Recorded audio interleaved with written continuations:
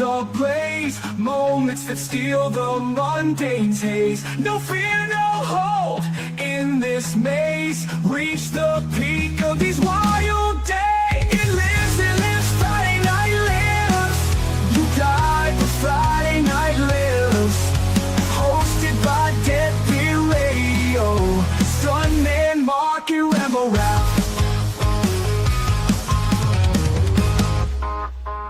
Shut your mouths. It's Friday night. What's going on, man? It's time for the return edition of Friday Night Lives after we've been on a hiatus for 2 weeks now. It's time to come back and kick some dicks and pick some chicks. Let's go. Got the beller yeller. Exactly. Enough said. Runk, what are you doing in here, man? I've seen you in a fortnight. Hey there, how you doing, man? Not sure if we ever talked, Brunk, but hope you're doing well. I remember you back in the day. DJ's in here. There's all kinds of people in here. Let's see. Business of Fear. Jordan Belize. So we'll get into the chat soon, but I don't know where the hell Mark's at. Mark is absent, but he'll be here at some point, I'm sure.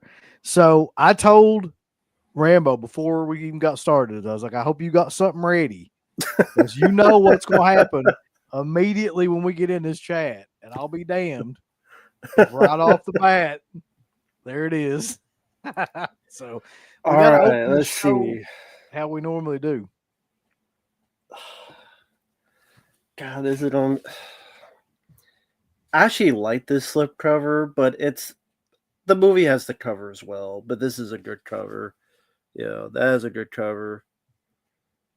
And I do love the movie, but gotta go with the business. I gotta stick up for what I believed in, man. Fucking hell. Look at that shit. What the hell? Well, it's Eerie Guts' fault. It's Mark's fault. He's not in. He could have stopped me. It's his fault. So, Mark, it's your fault. Yeah, Mark. If you just get here on time, you could have kept this from happening, but you won't. He's not here because you liked Hard Ice. Hey, I haven't seen it. I can't wait to talk about that though. Whenever he does, if he does get in here. You not seen it? I have not seen it. It doesn't seem bad. It's man, I don't want to spoil it by talking about it, but like it was not what I was expecting. Like I thought I knew what to expect going into it, and I was like, what the fuck? So because we know we love romantic comedies, so that's some. Yeah, it's just it's such a weird thing. I can't wait to talk about it though. Sure. So let's go to the chat here real quick. We already got like a ton of people in here. We have there's a bunch of people in here, by the way, that are trying to go into business for themselves. And I just want to tell you right now, you're just going to get banned immediately, and I'm going to piss in your mouth. So if you want to try to do that shit, you can try it, but it ain't going to work out how you think it is. But for the other people that are actually legitimate and serious, like Black Peter, he's legitimate as it gets. Good to see you. Jim Stedman's here. Matthew Hoare. Greg's in here. Witch Hunter. DJ. Vanderhoff. Dirk's in here. Always good to have Dirk in here. Of course, Runk. Fat Pig. The Conqueror. It's one of the best names ever. Hoblone. Justin Smith. Shimon. Crash 517. Good to have you in here, man. Let's see. L.A. Jewel, 80s, Mark, 90s. Adrian's in here. Tape Rock Video. What's this here? VitaFlow. And Fan of Eli. Oh, Lord. I hope you're talking about like the Eli movie and not Eli Roth. They did. Good guy. They did Eli Roth. I haven't seen The Monkey yet. That's on my list of stuff to see. Oh, yeah. That did come out. Yeah. Probably will see it tomorrow, actually, if I can. Doesn't snow more. Dude. What a fucking... Okay, so for the people that don't know, though, not to talk too much about the weather, because there's nothing worse than, like, talking about the weather. But seriously, So it rained to the point where like the road out here was a river. Everybody around here got flooded. Businesses were shut down. School shut down because the school flooded. And then it snowed like 4 or 5 inches, like right after that. Nobody could get out. There's ice and shit on everything right now. This has been the shittiest winter I think I've ever seen, just all together. But Jesus. yeah, here we are. And it keeps getting shittier too, though, Matt, because like I was telling you before, there's a lot of bad news this week. Yeah. And right here is Wade Barrett himself to tell us about the bad news. Motherfucker. You could have prevented him from tearing that slipcover up. What did he rip up? Fucked up. You fucked up, man. Oh shit! What I Fucked miss? up. Oh, shocker! Not shocker. You fucked up. Could have been here, stopped me, could have told me different deal. You're late. Who tardy. was that? Eerie Guts again? Yeah. Yep, right off the tardy. bat, I was like, "You better have something ready, Matt." And it Damn was it. like 30 seconds in. Yeah, This is your tardy slip. This is your tardy slip. There you go. There you go. Here's your tardy slip. Right on you. so I was saying though, man, like this is kind of a bummer for you to come in right this moment, Mark, because like there's a bunch of like bad news, and I'm afraid I've got some bad news. So first of all, shout out to Peter Jason, rest in peace. Great actor. He was in 48 Hours. He was in a ton of John Carpenter movies. They Live. He was a big part of They Live. He was a big part of Prince of Darkness. I think he was in The Mouth of Madness as well. Like, shout out to him. Great actor. And that sucked. I just heard about that. I think Carpenter was the one that posted it. That's how I heard about it anyway. And then right after that, somebody posted that Reggie Bannister, Phantasm, is in hospice. And I mean, it's pretty well known that he was doing bad for a while now. He was in a wheelchair, a lot of conventions and things that he was doing. But I didn't know. I mean, it was that like that. But he's now in hospice. So there is, and I wanted to bring this up too. There's an address that people are, they're asking people to send cards and letters and things like that to him on here. I'm going to actually throw this address up here in a minute if people want to send things to him. Sure. And then I heard about this today too, which I had no idea about. Rosella Drudy, who is the writer of Troll 2, Rats, Knights of Terror, like a lot of those horrible Italian, films that Claudio Fragasso did, passed away as well. And I'm just like, dude, this is just like one thing right after another. Yeah, it's the Reggie Bannister thing I saw earlier today, and I was just bummed. I mean, like you said, it was no secret, but you always hope for the best. But damn it, man, it's been a lot of bad news lately. I hate it. I wasn't expecting to see all that stuff. I mean, me and Matt were talking like beforehand about, I don't know if you've met Reggie, Mark, but like I've met him a couple times. He was always like he is that guy. Yeah. Basically, like he's the same guy. I don't even think he was playing a character. I just think that's who he is. Like essentially, always super nice. I mean, he always played music at the shows and stuff that he did too back in the time period that I was seeing him. It just sucks. And I was telling him too, like, so was Angus Scrim before he passed away. Like, just the nicest guys that you could meet. And Coscarelli too. I forgot about him.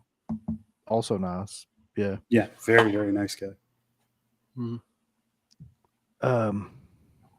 I never had a chance to meet Peter Jason. I don't even know if he did conventions. He may have, but I never saw him at any, but he might have. I don't know. Maybe more so West Coast shows. I don't know. Yeah. But yeah. So that's the horrible news portion of the program, I guess. Yeah. Yeah. A lot of people are talking about he's just doing conventions. Yeah, he was just, I mean, I remember seeing him at some like a month or two ago.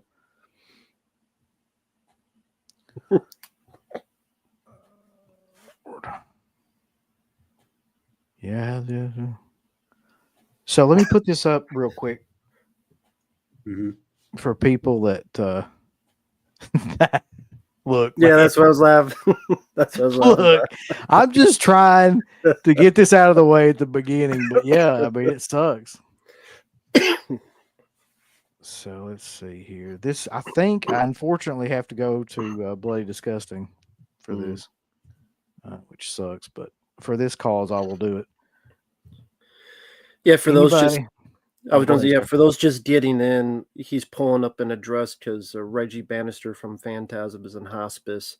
I believe he's asking if anyone wants to talk to him, write to him, say anything to him. This is the address to write him if you wish to do so.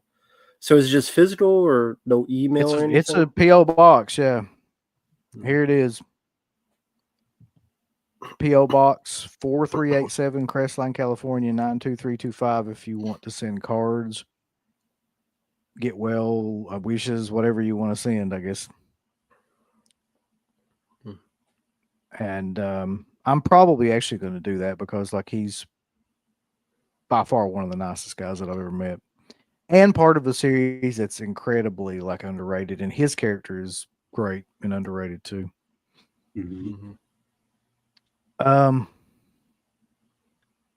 So yeah, once I get past this horribly sad portion of the show, I thought you were going to say it wasn't get bad past these 5 ads. and then there's like ads everywhere. Look at that site. They're trying to like give me notifications. There's shit playing in the right side. There's an ad at the bottom. There's shit in the right hand corner. It's like They really want to see the monkey, goddammit. Yeah, I it's get a lot of it. monkey stuff on there. They want that monkey pull. But so this is basically a Q&A, by the way. So anybody that wants to put anything in here, like ask us anything kind of thing, we'll I answer it. have the first question. Oh, fuck. Mark. Yeah. You didn't like Hard Eyes, right? Uncle Bill did. So he says you fucked up. I didn't say that. That's what he said. I said that. Yeah, you fucked up, buddy. Debate. Come on, debate. Well, for me, He it's just more wants so to just like, fight. yeah, it's. That's what the chat was. I could damn guarantee it. Okay. Well, surprise, surprise. I didn't hate the movie. I just thought that it was a waste of an opportunity. It's like you want all these genre pieces to mix together. You want to have a good blend of these two things. And for me, it didn't mesh as well as it could have. But maybe that was the idea. You've seen it now, so you kind of get what I'm saying, maybe. Even though you said you like it. I don't hate it. It's just there. It's kind of a waste, in my opinion. But I just think I had like really, really low expectations for that movie. And I thought it was going to go one way. I thought it was going to be like a movie, like just a really forgettable slasher movie, like a Valentine or something like that. You know what I mean? Where it's just kind of there. Yeah.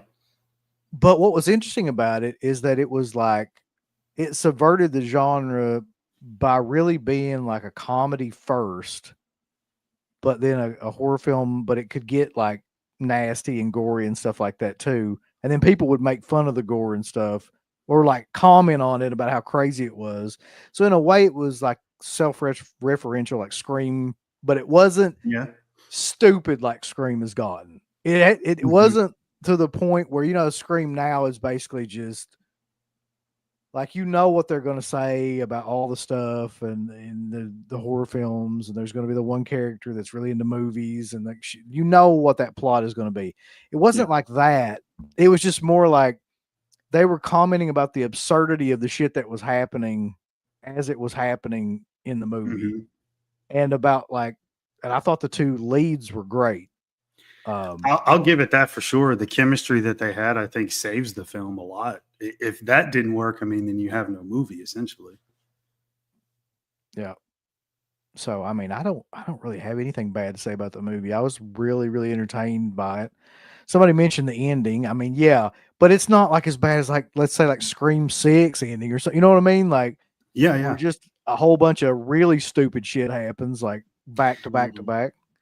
Yeah, I think just for me, it's just when, and maybe I shouldn't over examine. It is a slasher film. I shouldn't try to go so deep with it, but it's like, what's the point of them doing the kills in that state? Like when they had been elsewhere the whole time. Like, why is the killer like doing it there? Like, does that make any sense? Why the Yeah, reveal? I mean, it's almost like it's like the killer's like, well, we got 10, 15 minutes of the movie left, so let me explain everything so that the audience can. I'll give you that. The last like 15 minutes of the movie, you're just kind of like, okay. I mean, this is dragging on a little bit more than it needs to. Yeah. I did appreciate the final death. I'll say that the way they did the final death, I did think that Yeah. was cool. That was cool. Yeah. But I do see what you're saying. Like it's ultimately And it's kind of it's stupid. no reason for the killer to reveal anything. Like there's no reason for the killer to unmask and show who they are. Like I was just like, why are we doing this? Yeah, It falls into too much of it just being a movie ending or a slasher movie ending rather than just something happening naturally in a movie. I almost wonder though if it's not making fun of movies like Scream by the way that it ended, because it's very similar to the last two Scream movies Yeah. in the way that it ended, and you're just like, but it's kind of they're kind of aware of how stupid it is in the movie. Like, I could see that, and maybe that's part of it. Like they were trying to go for the camp value of it on purpose. That was kind of the point, I guess. I don't know. yeah, Maybe. I just thought that they could have done something else. And I think that guy who wrote part of it, which is Michael Kennedy, I know he did It's a Wonderful Knife, and I didn't like that at all. So yeah. and then there's another movie that he did, but everything is like that he does is Scream meets this and Scream meets that. And that's kind of what this felt like. It felt like Scream meets a Valentine's Day romantic comedy. And I mean, It's a Wonderful Knife. I don't even need to say what that is. That Scream meets, obviously. So it's like, yeah, that's very true though.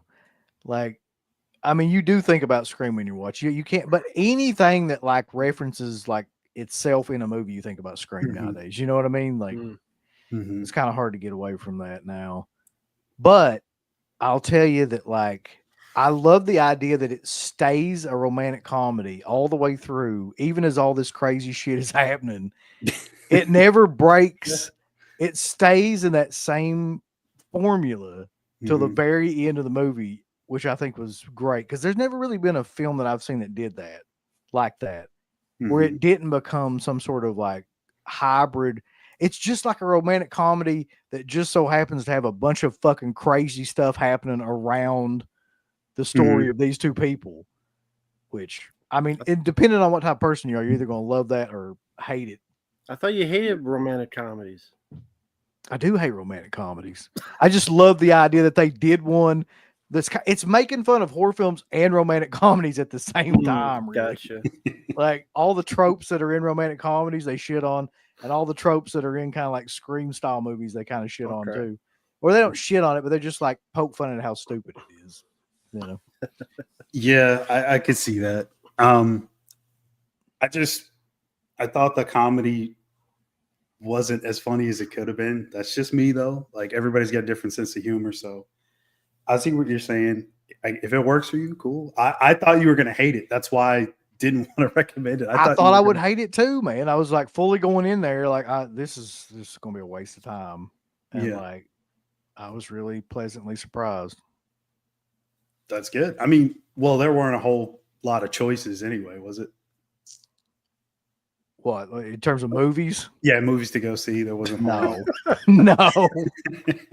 I remember looking at all the movies and just being like, "God damn, like this is depressing." Goddamn Wes. What did he say? Everybody do No, the other the I see it. God. No, I don't fucking like that people guy. The Christmas horror movie that has a Home Alone filter. Are you talking about Better Watch Out, Runk? yeah, that's probably it. Yeah. That's the one that I think of when I think of that. I don't know. I agree, Kingslayer. That was really solid. Companion. I haven't seen that yet. That wasn't bad at all. That had a lot of extra layers to it that I didn't expect because the trailer completely sells you on it just being robot, goes crazy, kills people. And they are sex robots in the movie, which you kind of get from the trailer, but it's not that's just like one little thing about it. Have you seen Funky Like a Monkey yet? I have. So the last few things that I saw Companion, of course, Hard Eyes, we just talked about, Monkey, The Gorge, the Scott Derrickson movie, and there's one more I'm forgetting. I can't remember what it was right now. But oh man, The Gorge was shit. Dude, I was so excited for that because they were like, one, Scott Derrickson, I'm like, check, I'm in. You got Anya Taylor-Joy. You know I'm in for that, right? And then the premise. These snipers guard like the gates of hell, basically. So who wouldn't be up for something like that? Then, like, as you get a little further into it, it's a CGI fest. So I was like, here we go. But I guess I should have expected that. I didn't really realize that it was an Apple Plus movie either. So that's a whole nother thing. Sorry. Yeah. Old No. Hammerhead Bulls. Dude, come on. Here we go. I won't have any slander about Anya Taylor-Joy, okay? But yeah, there's parts of it that I thought that were really cool, but god damn, dude, there's so much fucking CGI. It's like, and I expect from Scott Derrickson like to mitigate that a little bit, but I guess because I'm trying to talk about it without giving it away because it's not exactly what the title suggests. There is a gorge, but the whole Gates of Hell thing isn't exactly it. But I don't know, man. I think you'll appreciate the action in it, though, Rambo. There's quite a bit of that. That's another movie that blends a lot of genres. It's action, thriller, horror, romance. It's a lot going on in there. The board. Damn. Bulls. It's from Shaft. Gorge started out good, but completely turned into shit. All right. Yeah, it becomes too predictable once you get to like the last act. You know exactly what's going to happen. And Sigourney Weaver is in it too, which I did not need to have her in there. Son of a bitch, Carter. Then he goes Stillwood. Oh, man. Yeah, to look at you and the other guy same time. Oh, shit. Yeah, where is fucking Jackson Jack with all them questions about, They're coming. Yeah, you have to have sex with this person, but you have to look like, and she could just look at the person over here while she's like face forward. Everybody, I just want you to know real quick that wait 1 second. Big Money Mark's got Tiffany and Debbie Gibson performing at his lake house tomorrow evening, and Carrot Top's the opening act. So Mark, thank you for sharing that. Sure, anytime. Can anybody RSVP to that, or do we have to? Anybody. Okay. You screening chairman of the board or something? Let's see. This is in pounds. Chopper Sickball says, I'm 15, nearly 16, and found you using my brother's YouTube. Oh, I lost him 8 months ago. He was 34 and steered me in the right direction with movies and horror. Hell yeah, bulls. Very cool, man. Nice to meet you. Good to have you. Okay. Oh, he sent a second one as well. Oh, hold on. Wanted to say thanks for it's been a pretty hard time, and DEADPIT has really helped, and it reminds me of how I used to chat about horror movies. Fuck, man, you're gonna get me crying in this son of a bitch. Like, I can't do this on here. Hey, But yeah, I'm glad that you like the show, man. Yeah, they're good people. Yeah. Even though some of them are fucked up hard, I said yes. Yeah, he did fuck up.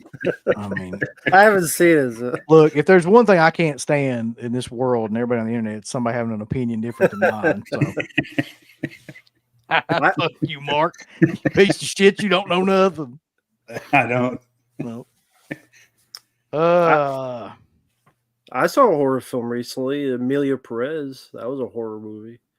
You Jesus got to talk Christ. about that, man. I know, like, we're probably gonna get banned from YouTube for you talking about this, but go ahead because I haven't seen it. I've heard all this stuff about it, but I think it's pretty safe to say at this point that even the people at the Academy realize that they fucked up, like, by this.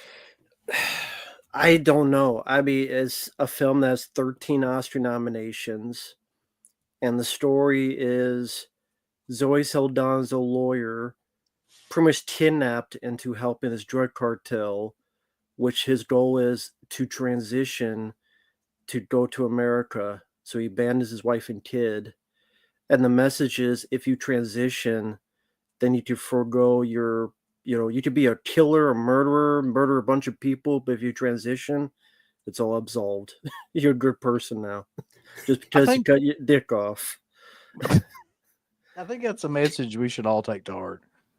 There's literally a song, because it's a musical as well, where there's a song about transitioning and about doctors saying, is it men to women or women to men or penis to vagina? Those are the lyrics of the Listen, I had no idea that was a musical. I showed him that. His looks. I'm like, why the fuck is this a music? Of all like the decisions you can make, I mean, and if y'all want to do something, and I don't give a fuck about any of this stuff. Like in terms of like whatever you want to do, transition, don't transition, I don't give a shit. But like, I just love the absurdity of things. Like, go look up some of the musical numbers from that movie.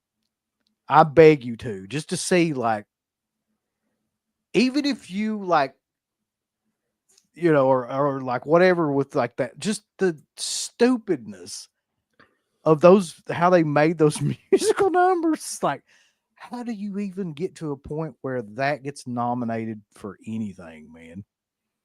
I'll fucking never understand. Well, what's funny is people in Mexico hate the film because they say it makes Mexico look like shit. And the people who speak, they not saying it correctly. Yeah. Like, well, like Selena Gomez, like she can't speak it. So everyone in Mexico is making fun of her. It's like, we don't know what she's saying, but she's supposed to be speaking our language. Like, one of the funny things about it to me too, though, is, they rode this hype train for this movie forever now. Like, it got all these Oscar nominations, and now like they're going back in that actor's Twitter or actress's Twitter or whatever, and like finding shit that's been said that's like, and trying to cancel them. Now it's like, dude, Jesus Christ. Like, didn't he like a person in Germany or something? Yeah, there's all kinds of like stuff that's coming out. I just fucking 13. Like the most a movie's gotten is 14. That film's got 13. Wow. That's what the Oscars are at this point. Yeah, that's where we are.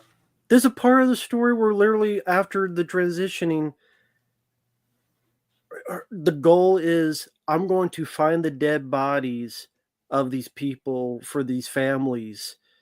And now everyone's like praising this person. So spoiler, when the person dies at the end, people are like celebrating this person who is a mass murderer, whose good deed was, hey, here's the dead bodies for these families of the people I killed. And they sing a song about it too. Of course they do. Listen, I thought Repo, the genetic opera, sucks. Like, I always hated that movie, and I hated it. And people love, like, so a lot of people love it, and they think the musical part of it's great. I think it's stupid, but it makes Repo look like fucking The Sound of Music. Like, it's fucking like, just watch some of that stuff. Anyway, on a lighter note, Jackson. Oh, sorry, go ahead. He says, "Would you rather hold hands with Roseanne while she takes a 2-hour shit, A 2-hour shit. 2 hours, or have to eat a full course meal that was made entirely by John Goodman while he was butt naked?"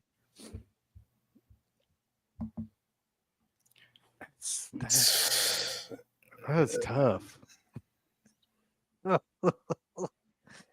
I'd rather just hold her hand because I feel like that's less invasive. I don't have to eat whatever's cooked. Right. How about neither? No, Yeah, you I think I'm gotta going to choose. pass on both. No, this is like when you won't make lists and shit, Mark. You can't just pass. You got to pick. I guess hold the hand. Oh, Yeah. man. Hold the hand is the clear choice here. Yeah. Chopper says, watched a lot of movies never even heard of thanks to you guys. Martyrs 08 and the watch along to Crazy Fat Apple. Wes Uncle Bill and the rest of you guys, thanks. Yeah, man, thanks for watching us. It's crazy that we've introduced people to Crazy Fat Apple now, so I think I've done my job. Yeah. CK says, yeah. There's a couple questions on here I should probably actually get to. What is your favorite British? I can't remember if it was horror film or just film in general. Trying to figure out where that question went. Favorite British horror film? There's a lot, man. That's hard to like narrow down. Yeah. The classic one is like, I mean, the Hammer stuff, and then there's like Peeping Tom. If you want to get into like the real like classics, Mm-hmm. if you want to get into like the newer stuff, you got like Shaun of the Dead. Shaun of the Dead would probably be it for me, if I'm being honest. Like I never really got into Hammer. I liked Peeping Tom. It's a great movie, but like Shaun of the Dead's one of those movies that I've probably watched 30 times now. So I just rewatched that last weekend. Still love it. How about oh yeah, go ahead. I was just gonna say, the comedy in that always will hold up. I think it's so good. What were you gonna say though? I'm interested in what your pick would be, Rambo. I don't know. Alien. There's British people in there, right?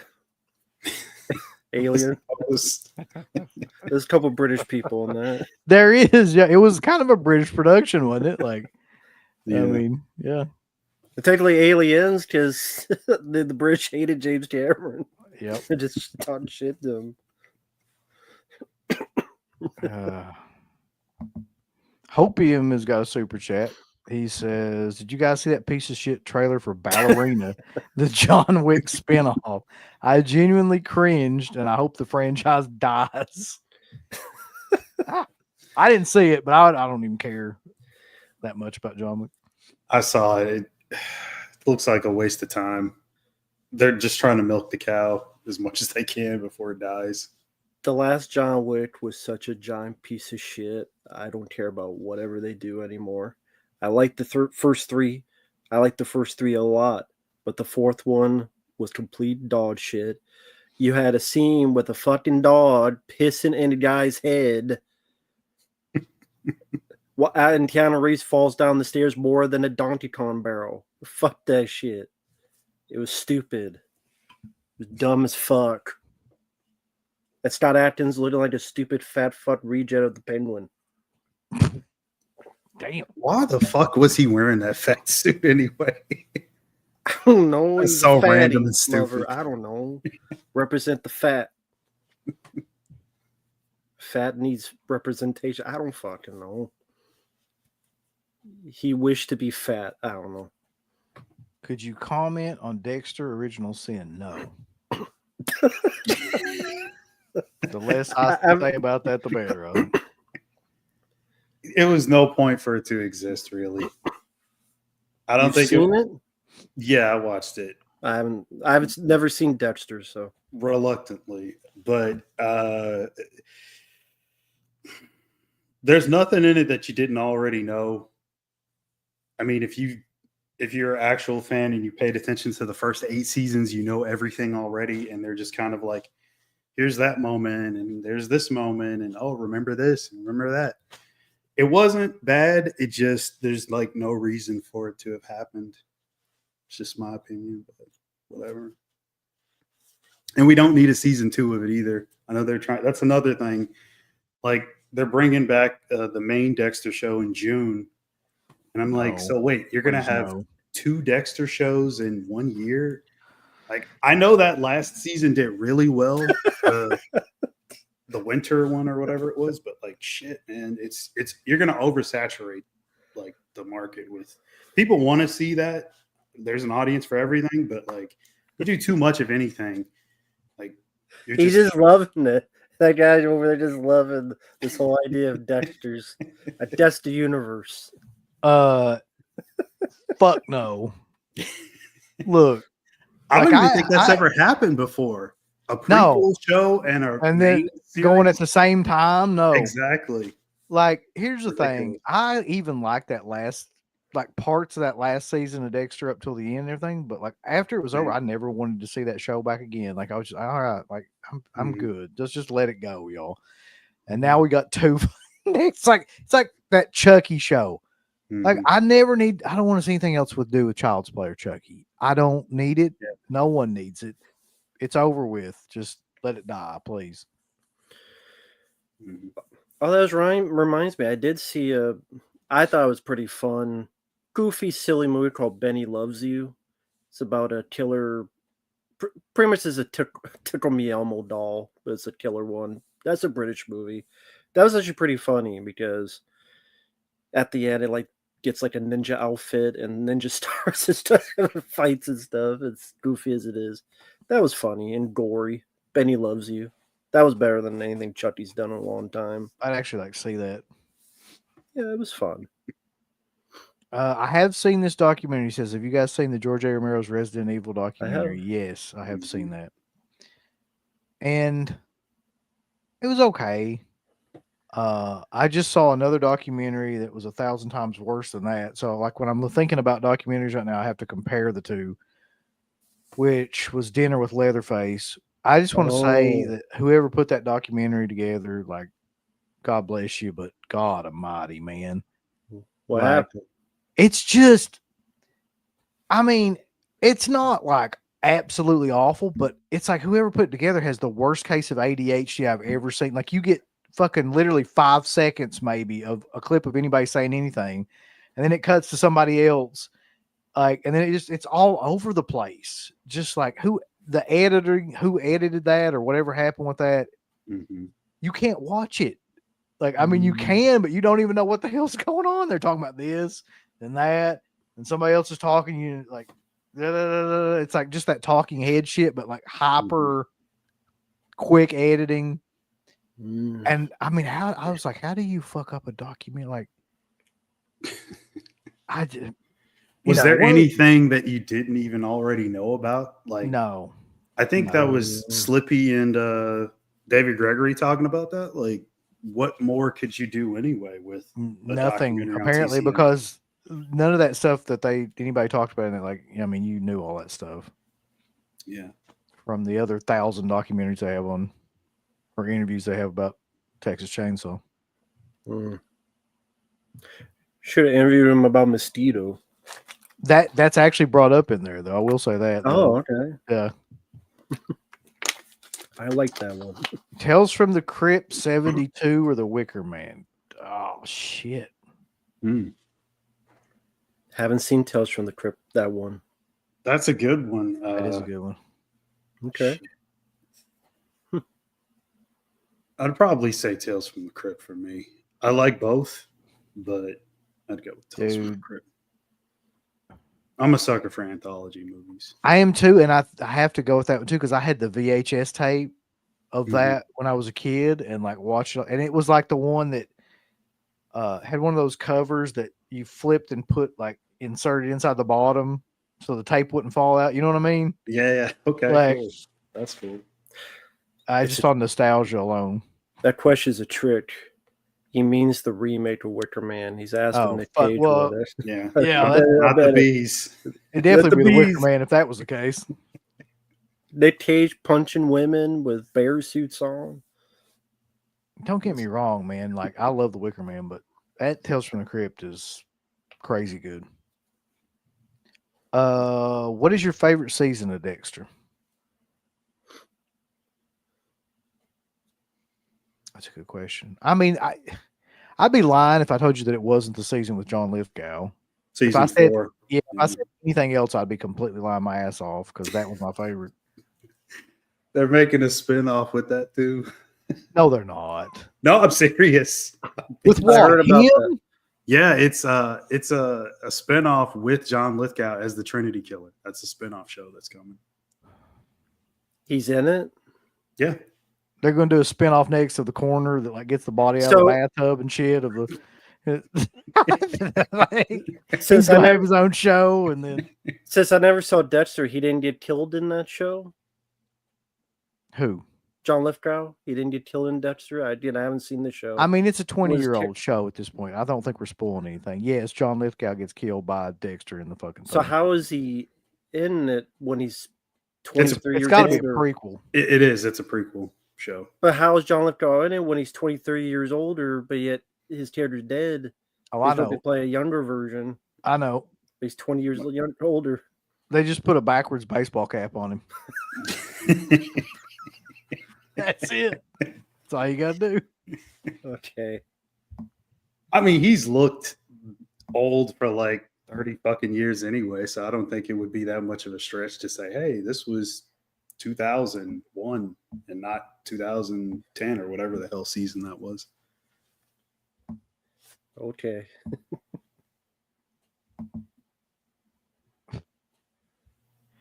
Kevin Smith, the director, says, "What do you guys think was the last great year of movie releases?"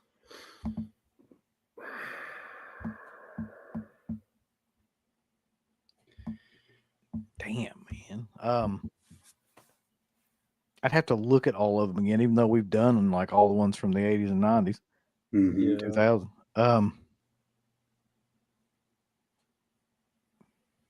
Yeah, that's really tough. Well, when I think back, it's like when we started the show, it certainly wasn't any of those years. Like it wasn't like 2005, 2006, 2007.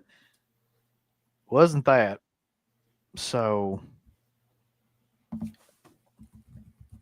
but I mean, that's a hard question to answer because like it's not like it goes on a continuum to where shit just stopped. It's like some years are awful, and then you'll have a couple of really bad years, and then there'll be one that's really good. Mm-hmm. I actually thought this last year was pretty good for like horror films, at least. And then, but then couple of years before that, like it's been shit. So I don't know. Yeah. If you're talking about just movie releases in general, dude, there hasn't been a good year since like an awesome year where a bunch of shit was getting released since. Yeah, I want to say like the late 90s. 99. I mean, Yeah, 99, you had Fight maybe Club, 99. Yeah, Blair Witch. I was Matrix. thinking that. Yeah, because again, I mean, it's like all genres, and then I'm keying on the word great, not like good or passable or would you like that year, but actual great movies that are objectively great films. So maybe 99. Again, that's tough to think of without looking at the list. Are we supposed to get a $5,000 check from Donald Trump? It says, are you guys going to buy a bunch of physical media when they start to hand out checks again? Fuck. I thought that was over with. I want to hold your breath on that. I hope I get a $5,000 check. Did they talk about the in Dinner with Leatherface? No. Amazingly, I don't think they did. What do you Littlest Reich Puppet Master? I don't think Have I you saw seen that? one. I've actually seen that. No, I didn't see that one. It's stupid. Like that's what I honestly think about it. I could imagine. All right, let's see. Oh fuck! I can definitely tell them how good of a movie Nell is. Jodie Foster, Mm-hmm. Waiting in the Wind. Chickapee. Oh, I had to watch Gummo again. What a piece of shit that was. Wait, who did Gummo? Harmony Korine. Yeah. Oh, the one that did Kids. Yeah, he wrote Kids. Yeah, The movie Kids. Yeah. Not Let's clarify. That in Hollywood we need to really be clear. Yeah, he did a movie called titled Kids. Yes, the movie. Do you like any of Harmony Korine's movies, Rambo? No, Spring Breakers I hated. Gummo is a piece of fucking dog shit. One of the worst films I've ever seen in my fucking life. Jesus, there's no story. It's just, hey, this little dipshit killed some cats, and then this little dipshit drowned a cat. Then this little dipshit pimped out his disabled sister. Then these two stupid fucking skinheads beat each other. I'm like, I want to kill all these characters. What about the field goal while it's on fire? The scene was there, like in the kitchen doing wrestling moves on the chair or whatever. This is the dumbest shit. That was great. Of dumbest shits. If that was that movie, I just want to flush down a fucking toilet. There's nothing redeeming that movie. It's literally one of the worst fucking films I've ever seen in my fucking life. It's such horse shit. Come on, Rambo. The kid's getting his bath water in the spaghetti. That's the dumbest shit. I want to drown him in that fucking tub. Just like, fuck these kids. Fuck that movie. So for Rambo, that's like a 5 out of 10. Yeah. I'd rather watch Amelia Perez than Gummo. Fuck Gummo. Damn, bull, that movie must be dog shit. I've never seen it. There's no story. It's just here's some random shit, some mumblefuck. Just mumblefuck. There's a tornado in Ohio. They did some shit. Yeah. And just like random shit. There is no story. There's no flow. It's just, hey, this guy, tennis player, is ADD. You never see him again. Just who gives a fuck? You know, and then, oh, here's his. That's all it is. Like the whole fucking movie, just random shit.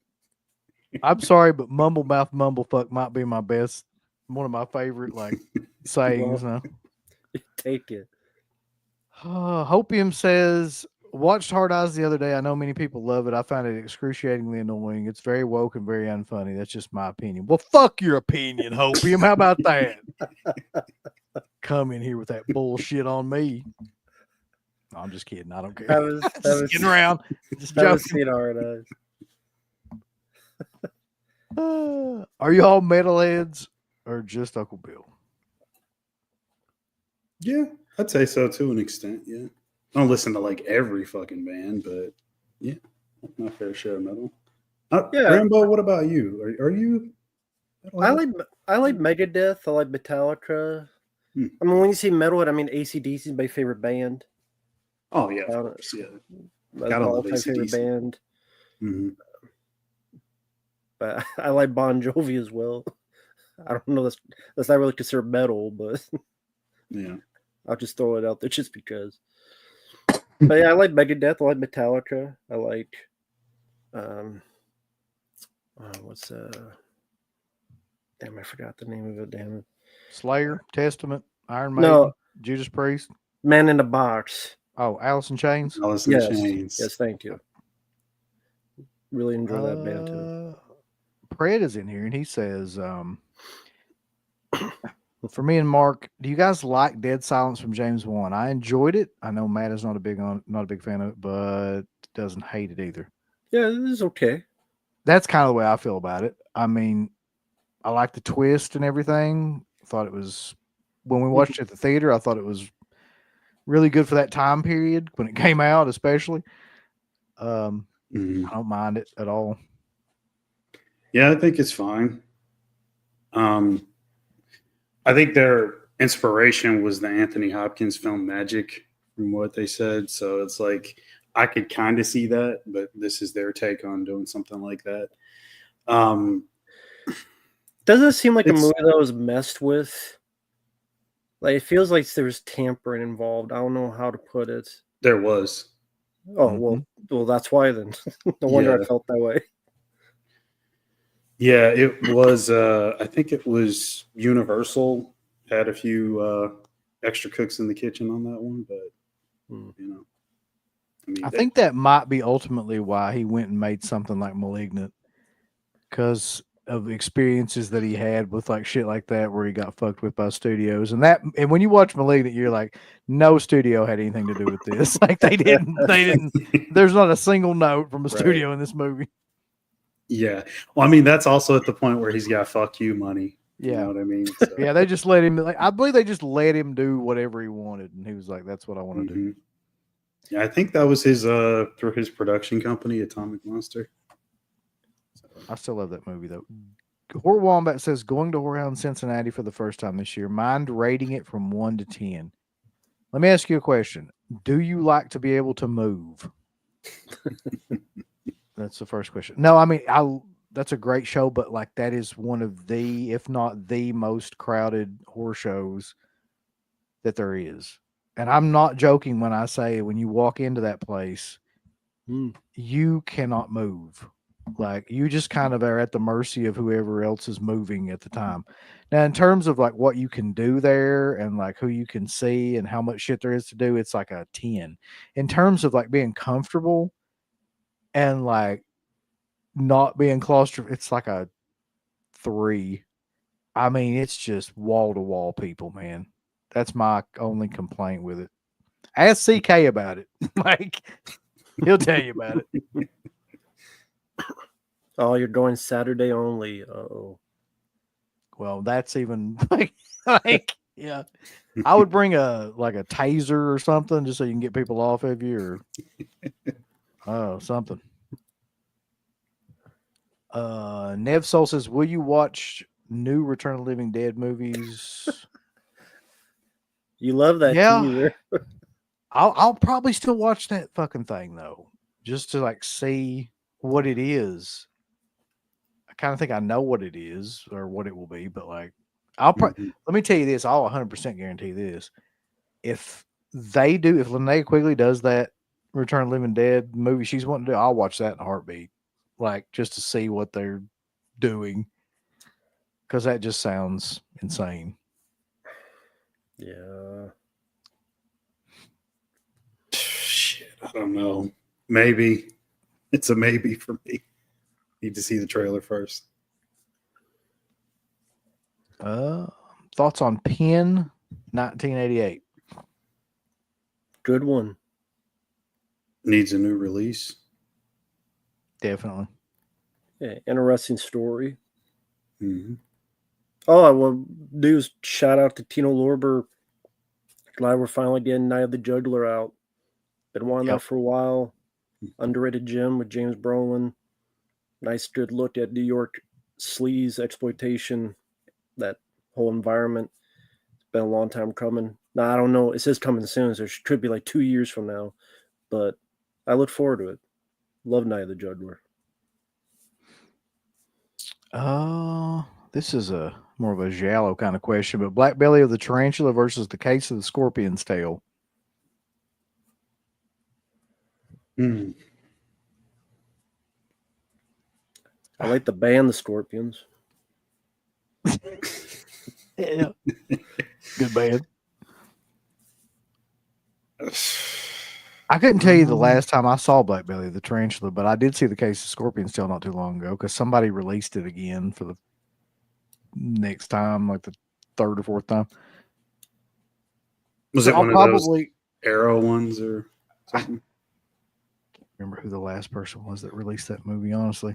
Hold on. One of them damn overseas companies, no doubt.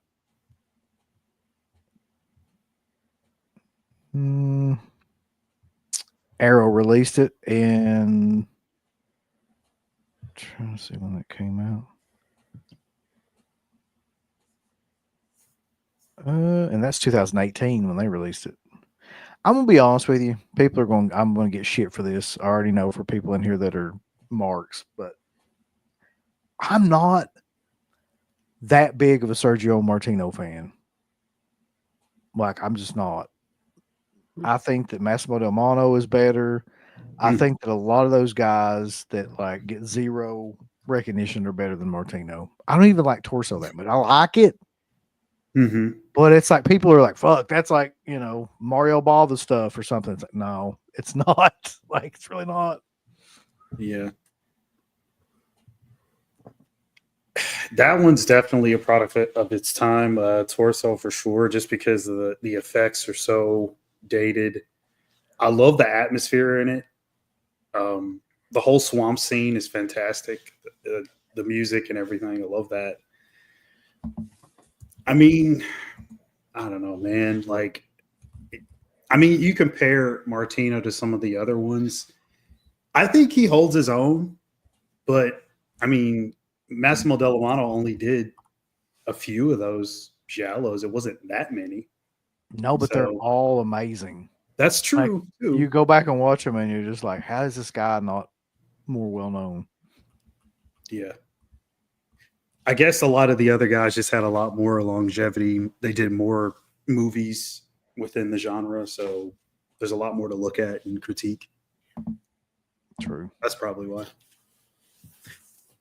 I've been trying to figure this out too, Mark. You got any insight into this, or anybody have any insight into this? What happened with the wrestling chair?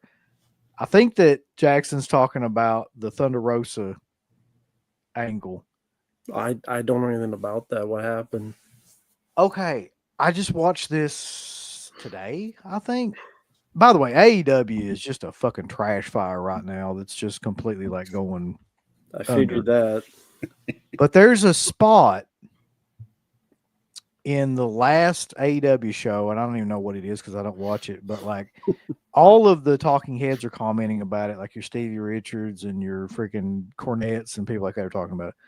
So like Thunder Rosa comes out, and the angle seems to supposed to be that she's supposed to come in the ring and with a chair and chase off two of the other female, I don't remember what their names are now, the other female wrestlers out of the ring.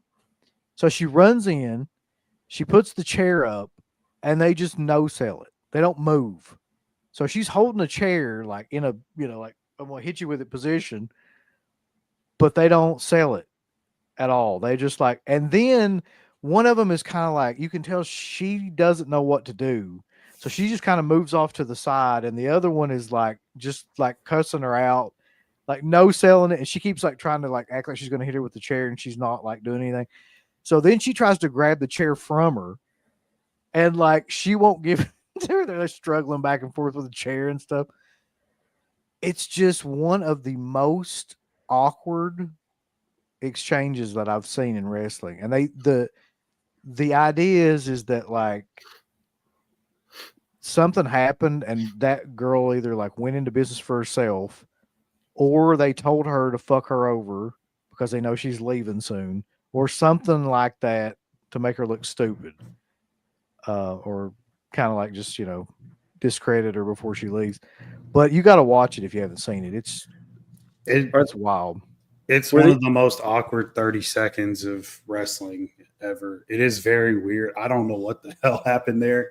I didn't like go into any dirt sheets or anything trying to find out like backstory, but like it was very weird, and the timing of it. Maybe she was going into business for herself. I can't tell. I don't know what the hell's happening. No. Were these two ladies new? Were they new people?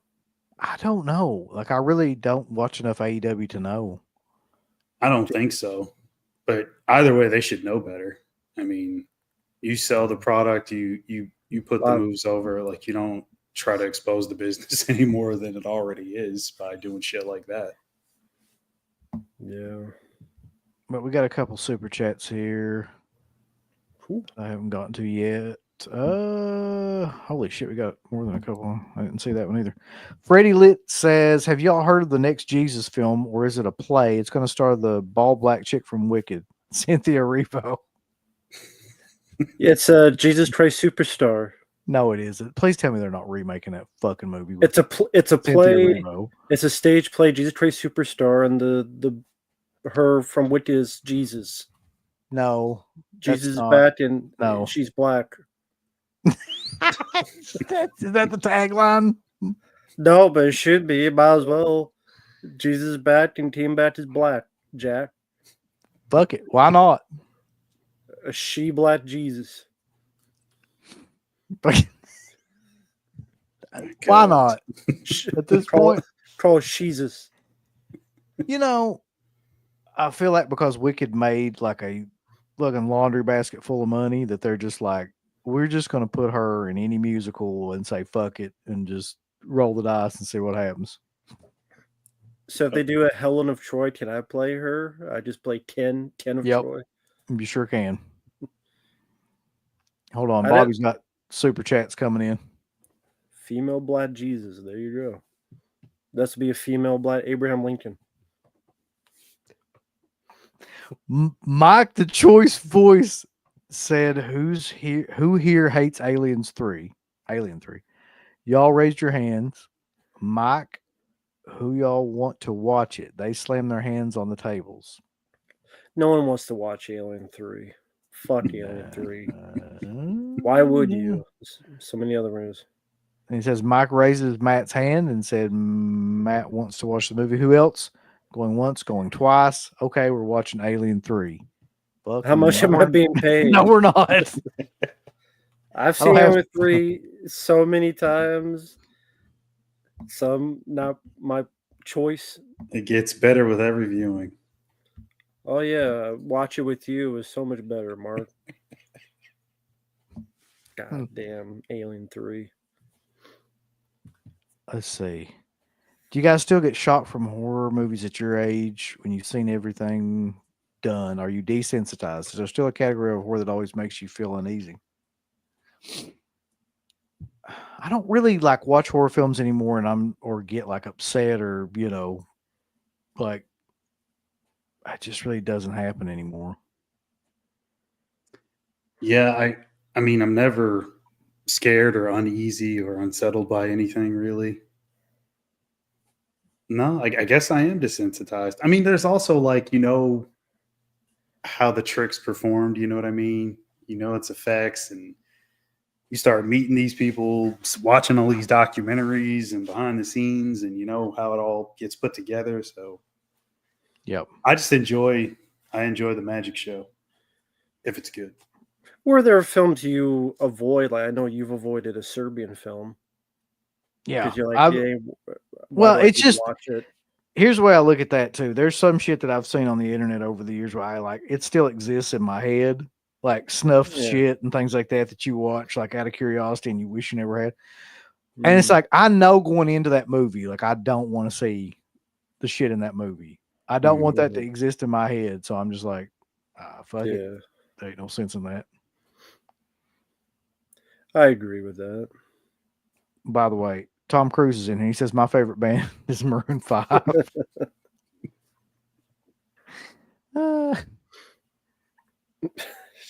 Just wanted you to know Tom Cruise is in here. How's it going, Tom? Uncle Bill is your biggest fan. I'm going to skip ahead a little bit because I'm like way behind on the comments.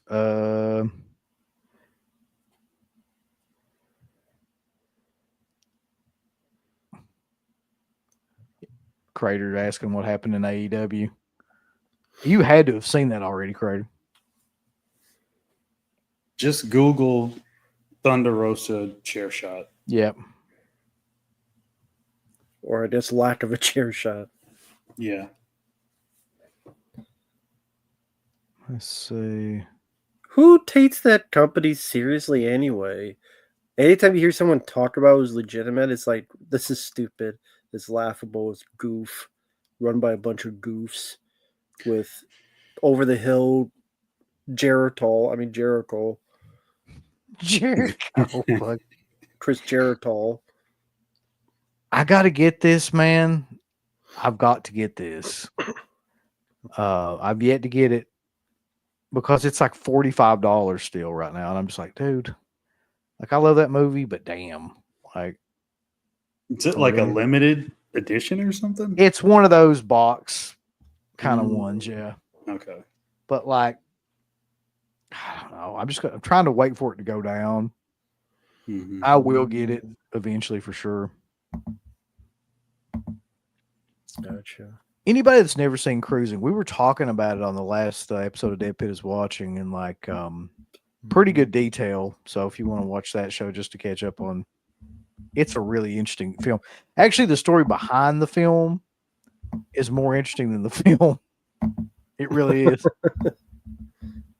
I've heard of that,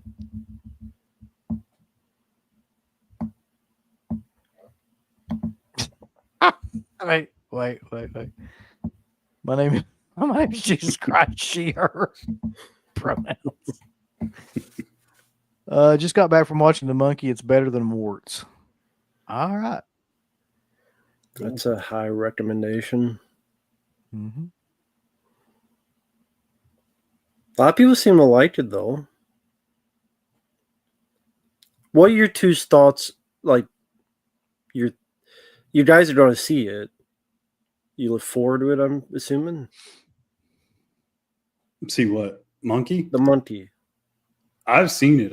You didn't see it yet, right? No, I haven't seen it. Yeah, I mean, I'm like, dude, to be honest, the guy made like one of my top favorite horror films of last year, so I'm pretty excited to see it. Mm-hmm. Some people are saying it's better than Long Legs, like, but That wouldn't take much. I knew that was coming, but I said it. But I mean, I feel like the people that didn't like Long Legs, of course, are going to say that because, like, you could have somebody farting on a snare drum, they'd say it's better than Long Legs. So, yeah, I enjoyed it. I think I talked about it last time I was on here.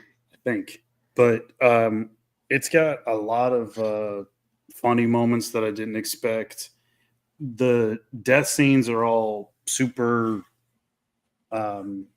Say over the top because some of them are like things that you've seen before done. It is the way that he pulls off one scene in particular towards the end of the movie where there's essentially a bloodbath, and that's a scene that's going to stay with you if you see the movie. You won't forget that. Is it CGI blood? I don't remember any shots of CGI blood. There might have been one or two. Actually, you know what? There was one moment I think there was. Not all of it was, because there's a lot of practical, like, sprayed on the character's face, but you can see that in the trailer, though. Let's see.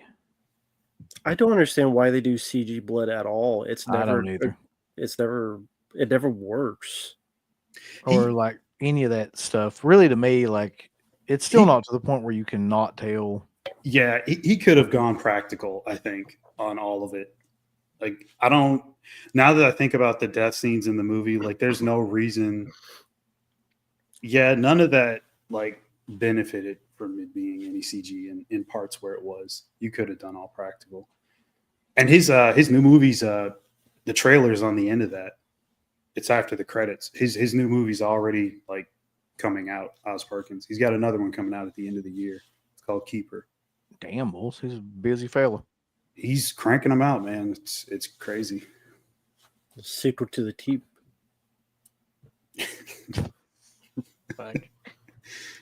Do you feel horror will ever truly be great again? In the 80s, we had 50 classics a year and 80 other decent films. Now we get one or two great ones a year and a couple of. I think that's how it'll stay, to be honest. Like, if not get worse, because everything now is an IP of some sort of fucking bullshit. Like, I mean, there's nobody is allowed to do anything unique. They just don't.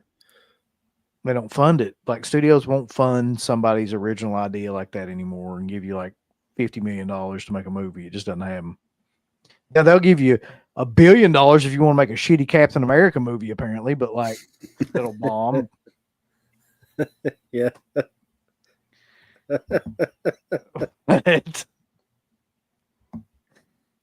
Very much. Also, like, just making, I keep calling it direct to video, but streaming. It's just a different mindset that people make these movies where it's just the direct to video films of the 90s and 80s, even if they look cheap, they still had something, either charm to them, or some of them were actually still rather well made despite their direct to video. A lot of these streaming films, they look so off and cheap with the digital way it looks. just something about it. Just it looks worse. And they could maybe have the same budget as the film had in the 80s or 90s, but something about them just looks more fake. Just looks more. I don't know how to put it. Just looks and acts and Looks feels like a more- video game. I think we were talking about this a while back, but like it's got something to do with just a complete lack of passion. Like I feel like people that were doing even like indie films in the 80s and 90s, like they were financing their fucking houses and stuff. Like they really wanted to make something good. And so even if it fails, like you can tell somebody like was like trying to make something. But nowadays it's like you don't get that because what happens is they just get these directors for hire that come in and they pay them an insane amount of money because it's an IP product like a Marvel film or a Disney film. And like, they don't give a shit. They just want the money and it like all looks and sounds exactly the same. And it's just Alien Romulus is a perfect example of that to me. It's like, it's just the most like Starbucks cookie cutter bullshit kind of just diarrhea shooting out. You know what I mean? Like you can tell that nobody on that set gave a real fuck about making an Aliens movie. They just wanted to put legacy characters in there and fuck around with it and, you know, just do fan service. But anyway, Pred says, do you guys like, speaking of aliens, action horror like Aliens or straight horror more? For me, it's action horror. I pretty much know Rambo's answer to this, I think. Yeah, so you guys go next. I like straight horror. Like if I had to choose, I think that's where we're split down the middle. Like, but I mean, I love shit like I Come in Peace and Aliens and Split Second, and I love that stuff too. But like, if you had a gun to my head, I would probably pick just a regular old shitty slasher film from the 80s. I like a lot of straight horror for sure, a lot more. I just think for the few action horror movies that I think are really, really great, it's such a hard thing to pull off, I think, in a lot of ways. Like you look at a movie like, I know, Rambo, you like this movie as well, First Power. Yeah. That one pulls no punches. There's tons and tons of practical stuff in it. But the action that's there, it's well played, perfectly balanced, and there's so much good horror elements to it too. Like it's the perfect blend. Like that, you rarely see that anymore. So, I mean, to be straightforward on the question, straight horror for sure. But I love me some action horror. Just how often do we get any really good ones? It just doesn't happen as much anymore. No, so it could go the other way. I don't know. They don't make a hard lot thing to pull off. They don't really make a lot of them nowadays. Yeah. Really. And where's the 4K of the First Power? Come on now. Yeah, right. I don't know, but I tell you what, I did get a 4K of Rambo. Okay. Oh man. Very nice. Which is a kick-ass movie, and this cover is amazing, by the way. Very cool. Mm-hmm. Kino Lorber, right? Yeah, Kino just put that up.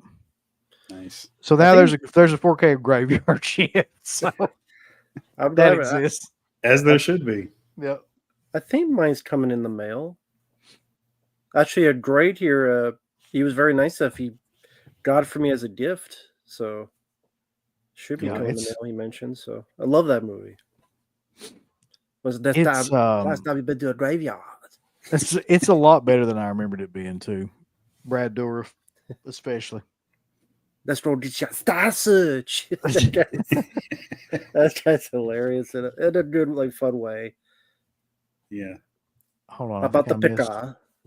I think I missed a super chat. I did. How you guys like Barbarian 2022 and Jeepers Creepers? I don't. I was getting ready to say, like, when it got to the point with Justin Long and the Barbarian and then the shit that happens at the end of that movie, I was like, no, I'm out. I checked out. Like, the beginning of it, I was like, this has some promise, but like, no. Jeepers Creepers, I liked it a lot when it came out, and you go back and watch it now, and it's not a movie that like holds up that great anymore Mm-hmm. to me. Yeah, Barbarian, I agree with you. The opening where the setup, and I keep forgetting the actor's name, which is sad because he's in like everything. Mark's favorite actor. Skarsgård. Yeah. Yeah, he's actually good and it's interesting. And then I agree. right when the basement stuff happens, everyone acts stupid. Everyone makes the worst decisions. I still don't know how one guy built all that shit down below. Like, I don't know. I know they try to explain it, but I'm like, this is like football fields of. I can't buy one. Richard Brake's character, how he built the Yeah. fucking Oh, tunnels yeah. down there. It's like a city of tunnel. I'm like, come on. I mean, and Jeepers Creepers, I saw in the theater. I liked it when I first saw it. Now I can't. Each time I watch it, I see what the guy did. I see what he put in there.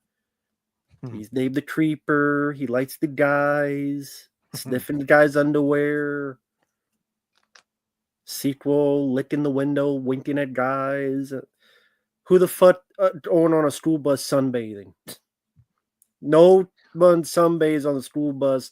No one stands next to each other taking a piss. You go somewhere else by yourself, take a piss. You don't stand. You I didn't think about that. I didn't think about that, but you're right. Like nobody has ever like been out somewhere just taking a piss right beside. We'll stand right next to this guy. Let's take a piss together. You know. No, you go by yourself. But it's like, hey, here's a line to piss at. That's Who the like fuck does that? the scene in Harold and Kumar when Kennedy? Jamie Kennedy pops up. You the key to the forest? Is this a special bush? Oh my god. Yeah, I agree with both of you guys. Same thing about Barbarian. Very overrated. The end, it just fell apart. Started decent enough, but and then Jeepers Creepers, the first one, I still think it's okay, but I never really go back to it. Yeah, and it never needed to be a franchise. I think we could all agree on that. Everything they've done since the first one. Not the movies that came out after that. Yeah, exactly. What the fuck? Is there actually a Crocodile Dundee 3? In LA. Crocodile Dundee in Los Angeles is called. I've never seen this fucking movie. Came out in 2000s maybe, or can't remember. That's sad. This is a sad thing.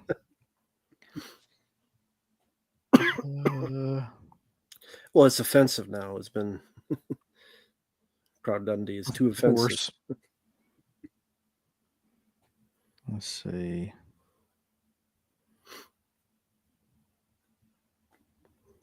Book of Blood by Clive Barker. Okay, well, I just named a couple of them. Rambo, you go. Tombscreen wants to know, what are some good action horror movies other than Aliens? Well, yeah, I Come in Peace is a great one with Dolph Lundgren. The Hidden, that's a very good one. It's a cop action movie. The Hidden's a great pick. Yeah, that's one of my favorite little known movies. You like Split Second? That's another one with Rutger. Yeah, I love. Yeah, it's Rutger Hauer. I love Split Second.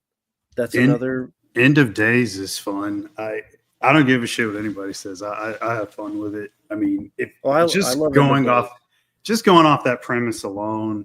I mean, how could you not like that one? It's a lot of fun. Yo, fucking choir boy, come out to be a choir boy. I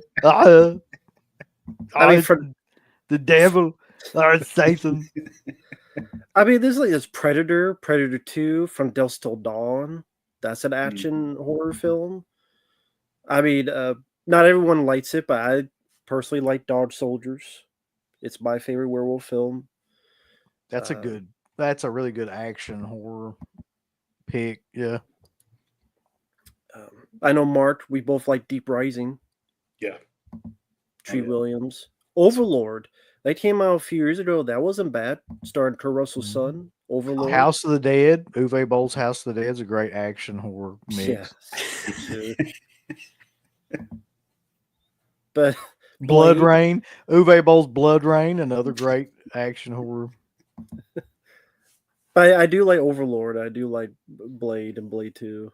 Death Machine is fun. There's a lot What of about stuff. Blade like 3 that. Trinity? You don't like that one?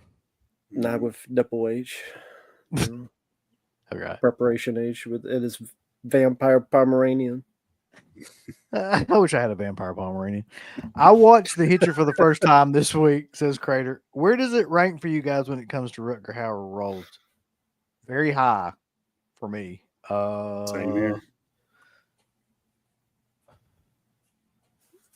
You know a Rutger Hauer role that nobody talks about, but I think is like incredibly underrated is Hobo with a Shotgun. Yeah. Like, I thought he was amazing in that movie. I thought it was the last movie he made, but was really, really like amazing. But I'd probably put The Hitcher number 2. I would put Nighthawks number 1, Hitcher 2, Blade Runner 3, and then everything else. I mean, there's like a million movies after that, but like those would be my top 3. I go with 1, The Hitcher, 2, Split Seconds, 3, I'll say Blind Fury.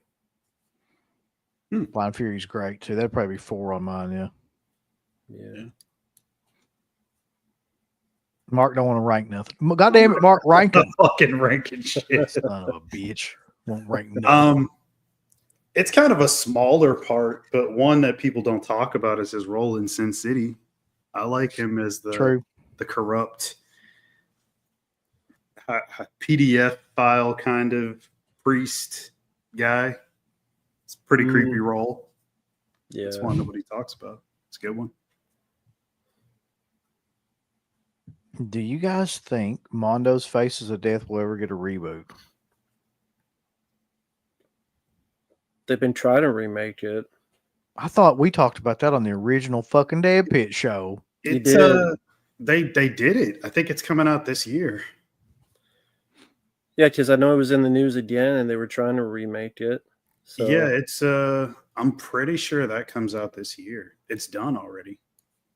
They just haven't started marketing it or anything yet.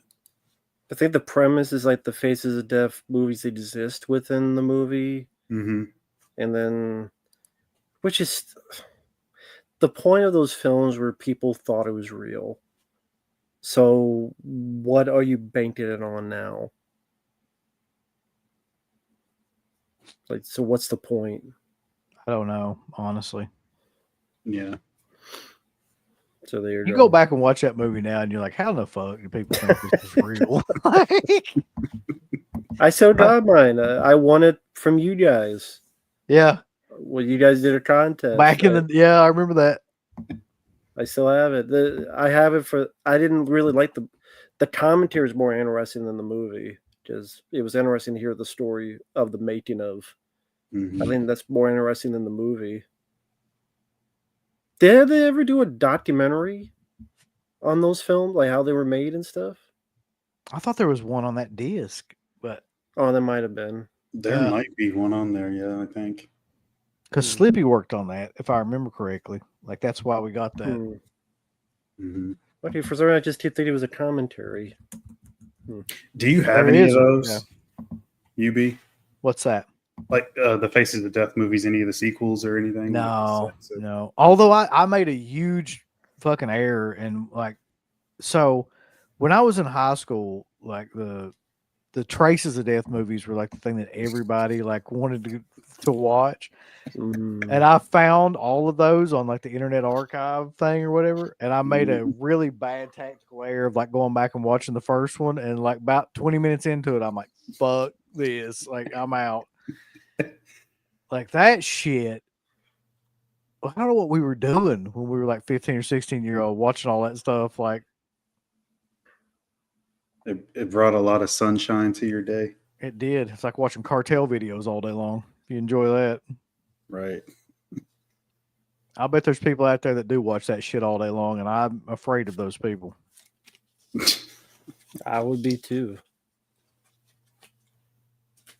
Let's see. They'd be fucking weirdos.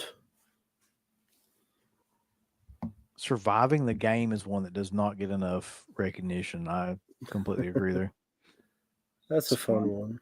Very fun. He was actually, this is no shit. He was actually really good in Buffy, the movie. Oh yeah, I remember that. And he was in True Blood. Can't forget about that. Was he? He I don't was. remember that. He's like her grandfather. Anna Paquin's grandfather in the show. Most what the hell ever happened to Anna Paquin, by the way? You ever hear anything about her now? Yeah. I mean, she was, especially like during the True Blood years, she was everywhere. Definitely before that too with the X-Men stuff. But yeah, I don't know. She got married and she's off the grid now, I guess. I don't know. This is a good question that we've never talked about. Favorite Abel Ferreira film? I'll go ahead and tell you right now that mine is Miss 45, but there's a lot of good ones. King of New York for me. King of New York is great. Yeah. The fucking Lawrence Fishburne, all of his stuff in that movie is insane. Yes. It's amazing. For me, I'll go with actually Body Snatchers. It's my favorite version of that story is his. I liked was it Med Till's performance in that? Mm-hmm. Very underrated. Yeah. Most of his stuff is underrated, actually. I mean, to be honest. Yeah, you could say that, yeah. I wouldn't. I didn't like Driller Killer. I thought that was kind of shitty. Well, that was like, wasn't that like his first film? Or like one of his Yeah, his first, first. Yeah. Like somebody that didn't really know how to make a film yet made it. Yeah. Do you guys think Steven Seagal would survive doing the 1 meal a day? What? No. Depends on what the one meal is, I guess. Yeah. He's got enough. He has enough fat to survive 3 people doing it, but he won't. He's too much of a fat ass. I love Steven Seagal nowadays. That the new version of Steven Seagal is amazing. Yeah, Mr. Stay Puffed, Marshmallow Man. Mm-hmm. Fighting people from chairs, like fighting people in office chairs, just scooting around doing a keto. So, okay. Let's see. Fighting diabetes. Paul Hogan and Linda Kowalski got divorced in real life after. Well, makes sense, I guess. I mean, let's see. If you could choose 3 current actresses to become the new Scream Queens in the likes of Linnea, Brink, and Michelle, who would they be? I know a couple. Yeah, I know a couple as well. Number 1 would be Samara Weaving for me. God, she's awesome. I don't know how she's not more famous, man. Like, you go back and you watch Ready or Not, watch Mayhem, like watch what was the other one that she was in? That was the Babysitter. Yeah, like, and you're just like, how the fuck is this person not like a mainstream movie star? I agree. She's got all the goods. She can act. She's hot. Like I don't get it either. It probably will just take that one role to come along and then she'll blow up. Hopefully that still happens. Struggle. It's definitely not fucking Jenna Ortega or anybody like that. It's, to me, the next one would be Mia Goth. Like, I feel like that she's to me, she's probably one of the better horror actresses that there are right now. That just seems to be in that genre. And then I don't know who I would round that out with. Like, who is the?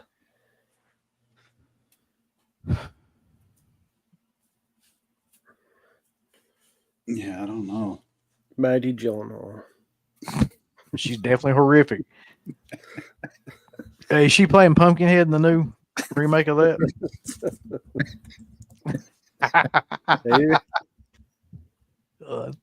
Oh god. Who's another like female actress that's always in all this shit? There's got to be somebody.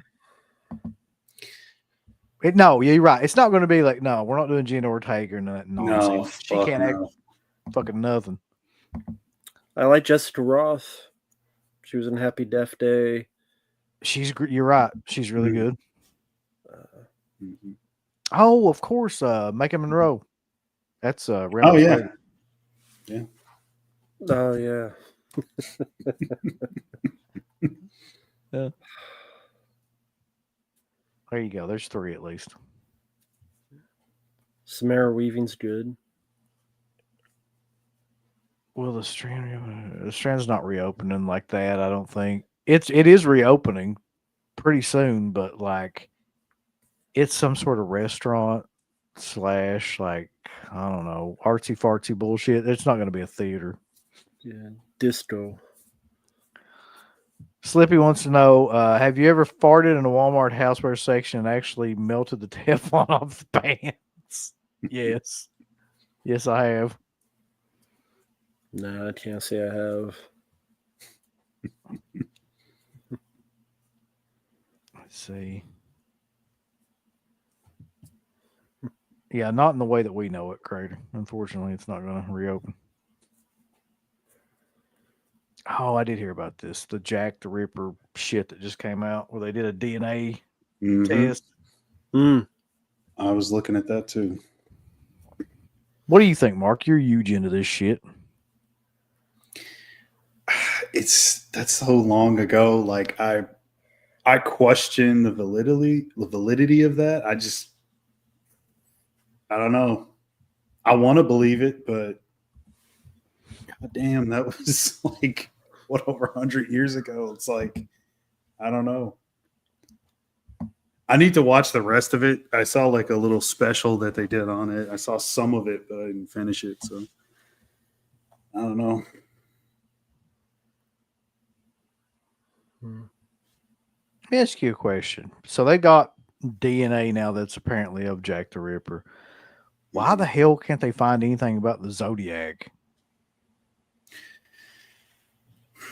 That's not that long ago. That's like, Well, all the like evidence from that was, it was all trace evidence. I mean, there's like shell casings, and I know they tried to pull DNA off the stamps, but like trying to pull that off of stamps from like 50 years ago, it's like, is that going to be a good enough quality sample? Would it be a full profile? Like, would it be good enough to use to get anything? He was pretty careful. I mean, the only thing I could think that might kind of link Arthur Lee Allen to it, if he is indeed the guy, would be that knife that they were talking about at the end of that documentary that he gave the guy. But then again, that's if you believe the guy, it's like, you know what I mean? true. It's a hand-me-down murder weapon. That's true. Like, how do you really like take that? Exactly. Yeah, what DNA would have been left from out of it? Doesn't he wear gloves and masks? The stamps are like your best bet to get like full actual DNA profile, but they've had trouble with trying to get like a full sequence of DNA off of it. So here's some pics that people put for the Scream Queen thing. Sophie Thatcher from Companion. Crater says his 3 would be Samara Weaving, Mia Goth, and Sydney Sweeney because them titties, baby, little old that mother. Slippy says Ari Lee is Jack the Ripper. Well, let's give him 20. We can't give him 20 anymore. We got to give him 60 or whatever it is now. Give me 60. Let's see.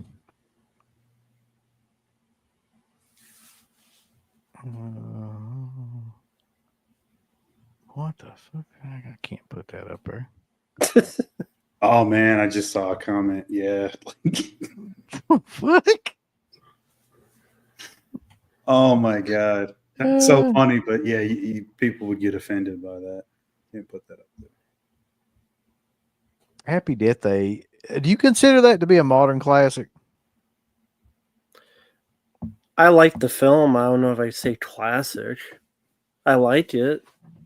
I mean, classic, pretty strong word, so I wouldn't say classic, but I liked it. I was thought fun. that the lead actress in that movie was great. Mm-hmm. I mean, she's insanely good in that movie, in that role. And then I went and saw the second one, and I was like, what in the hell is going on in this movie? Mhm. But yeah, I mean, the first one, just for her, really.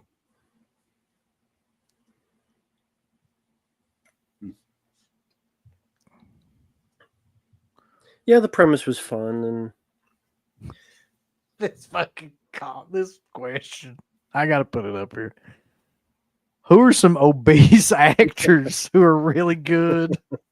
John Goodman comes to mind. Possessed you to ask that question, Max Thunderdome. talk about Obese nowadays or back of the day. actors that are really good. Well, it ain't Jack Black. I'll tell you that. No, Fuck, man, I don't know. Like, I can't. No obese actors are coming to mind right now. I mean, like back in the day, John Candy was probably the best one, and Mhm. then Yeah. what's his name? Belushi was great, Mhm. Hmm. but nowadays, Shit, that's tough.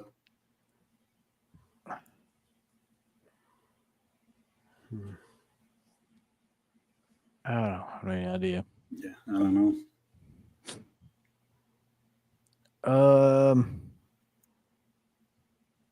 Brickquake wants to know how many movies we're going to get when the Doge stimulus check comes in. What is this stimulus shit? I don't know. When are we getting this check? Because I really need it. In your dreams is where you're getting it.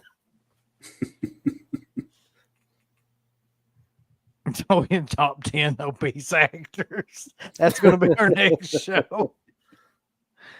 What the fuck?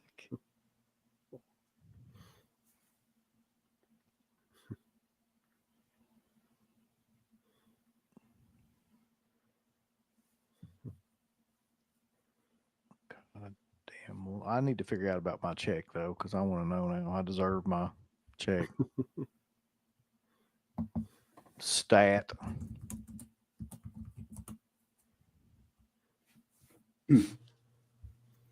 Yeah, that's right. I have seen those photos of Ethan Suplee. He is jacked, which good for him.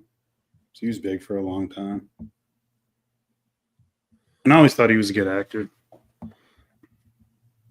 I don't know. William Jackson Jack. Shatner, he got pretty fat. William Shatner. Who would you think, by the way, since you bring up Shatner, who do you think is the biggest like asshole actor? Just a top 3 of like asshole actors that come to mind. Like when I say that, doesn't have to be horror, can be anybody. Because Shatner, I think, would be up there. From what I can gather from everybody that's ever worked with him. Steven Seagal. I was gonna say that. He took my answer. From beating up, how he treated stunt people, beat them up, hurt them on purpose to prove his superiority, all that jazz. Yep. Among all the other things. That's why he's living in Russia. Yep, that is a big part of it. Mm. God almighty, the stories about that, man. Did you ever hear all the stories about what happened with that fucking film that she did? Yep. Yeah. She accused him of something. He says it's not true. Then Ryan Reynolds got involved and some other stuff. Well, the behind the scenes shit on that is just crazier than I ever would have imagined. So basically, like, she comes into that movie and she got in there because of Ryan Reynolds, essentially. The guy that was the director already had written a script of the movie. She comes in, she wants to be the executive producer. So they give her the executive producer credit on there just to be doing it because that doesn't mean anything. She comes in there. She essentially takes over the movie, changes all of his script, says whatever she wants to say, and then has like Ryan Reynolds like go to the studio and like basically be like, hey, like if you want her to stay on this movie, like she's got to be like able to do this.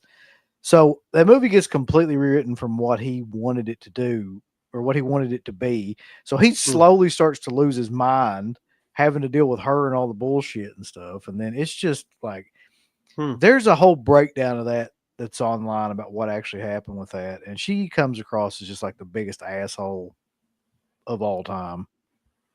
Yeah, very entitled. Trying to use the stroke of like her husband's power in Hollywood, and it's just like, come on, you can't fight your own battles. If any of that stuff was really going on, that's one thing, but I think we kind of all know now that was just bullshit, and she just wanted to do what she wanted to do with it. But apparently a lot of actors are like that. They come in and then they want to take over the production. They want to tell how other actors should act and the way the movie should be directed. And well, I've heard that's something Norton likes to do as well. Yeah. I could totally see that, man, for some reason. Yeah. Bill Murray. Yeah, Bill Murray's notoriously like difficult. I was going to say that. The Lucy Liu story is the one that always got me from Charlie's Angels. Yeah, then the Groundhog's Day story. Harold Ramis and all. Yeah. Gary Oldman. I feel like I've heard something about that, but I don't really remember. Alec Baldwin. Yeah, for obvious reasons. Stephen Dorff. Hey, Alec Baldwin, his finger never misses. Jesus. Marlon Brando, from what I can understand, was just insane and like just did whatever he wanted to do on any movie and didn't give a fuck. He was literally reading off cue cards for the majority of his career. Yeah.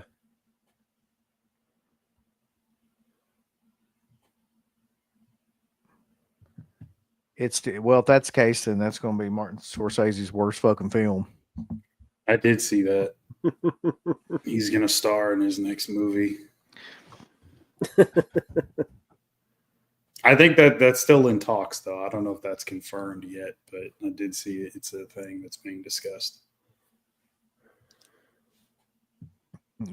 Gene Hackman was difficult. Yeah, I've always heard that too. Mark Hamill just looks like he lost his fucking mind. I believe he lost his pants. Did you see that shit?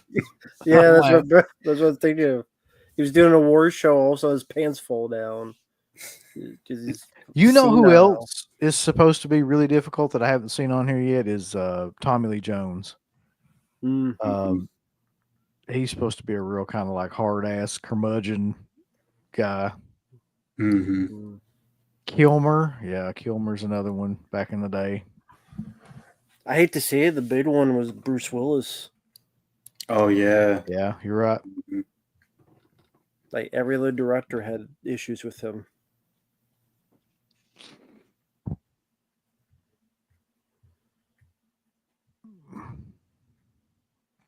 Skiller. I've never heard anything bad about Tom Selleck, but he looks just like someone who'd cuss you like a dog. That's what I was laughing at. He does for some reason. But for her, like for everyone who's worked with him, he's the nicest guy. He just has that look, though. He's right, like the stepfather look.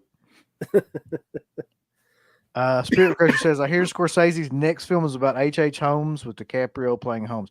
H.H. Holmes is a serial killer, the Dungeon of Death and all the House of Death and all that stuff. Who created basically like his own mansion with the sole purpose of like having hidden rooms that people would get trapped in so he could kill them. Mm-hmm. So I would definitely go see that movie. Oh yeah. Maybe The Rock will be one of the victims. I hope. That's two different movies though. If the H.H. Holmes one does happen, I'd rather see that over the crime movie, the Rock one. Oh, okay, it's two different ones. Yeah, apparently The Rock pitched that one to Scorsese. Of course he did. Yeah, I mean, well, the bullshit he's been doing for the last 5 years or maybe even a decade is like that shit's not doing well. So he's like, well, I got to transition over. I know he's doing the Safdie Brothers movie, which is a complete departure from all the other shit.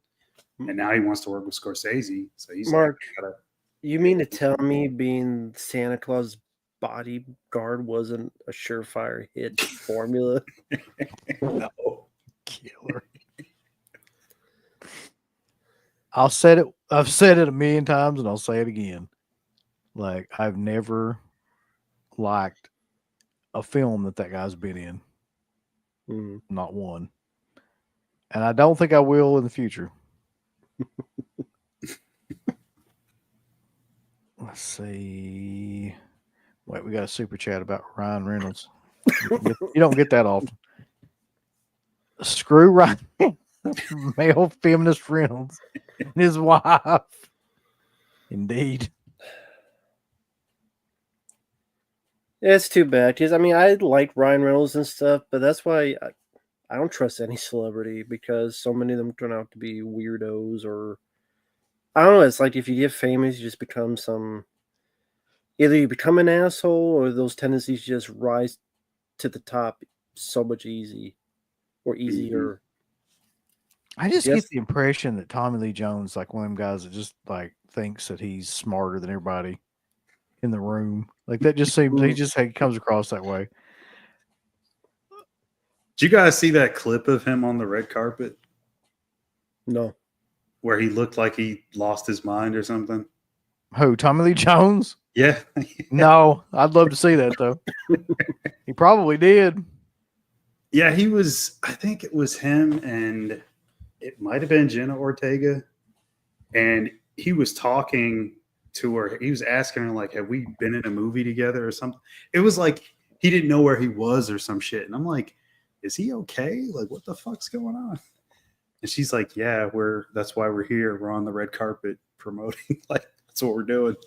He like sort of snapped back to himself. He came back. He's like, oh, okay.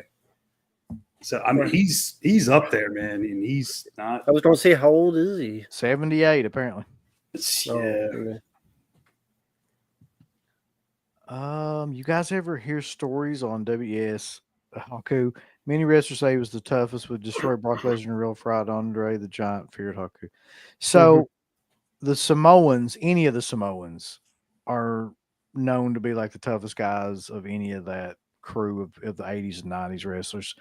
So like the Barbarian, Haku, any of those guys, like there's stories about fights and bar fights and police like trying to, but Haku is the most notable of them because for some reason when he got drunk, he had a habit of pulling people's eyes out in bar fights. And so like he got pretty famous with the boys apparently for doing that. And they said that like when he got mad, you couldn't like do anything. Like you could bust shit over his head, chairs, tables. People tried to tase him, mace him.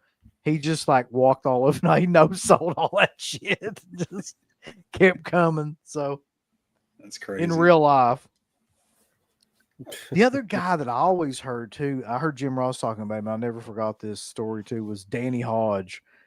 So Danny Hodge was an old shoot wrestler that he got into a car accident, broke his neck.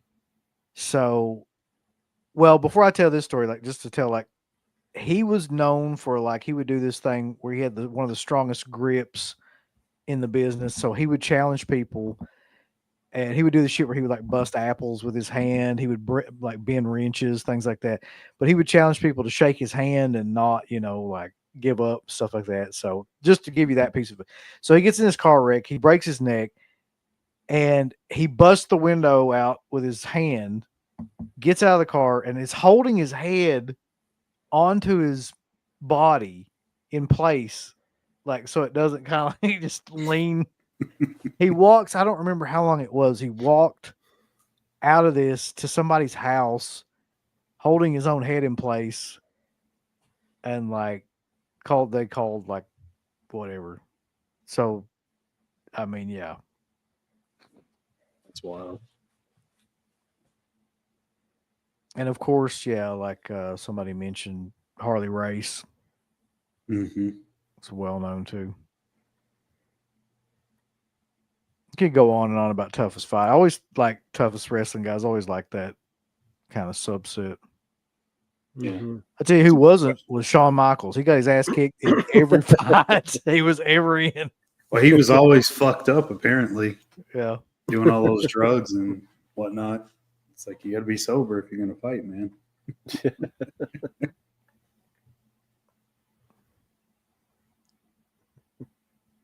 Let's see.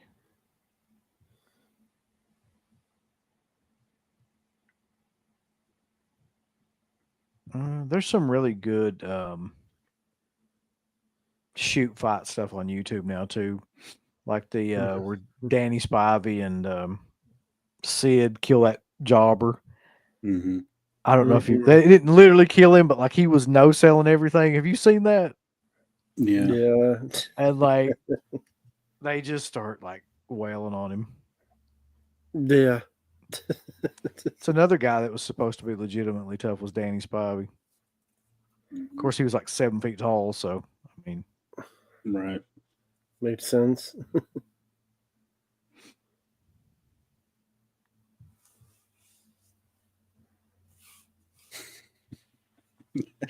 Yeah. Craters. yeah, yeah. Uh,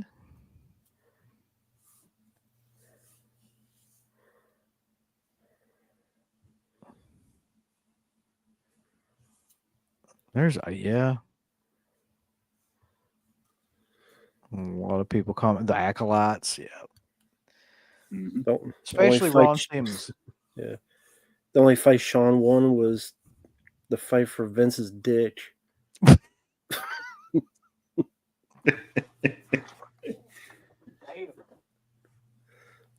He won that with both hands. He's like holding on for dear life. Yeah, he won that with both hands. Yep.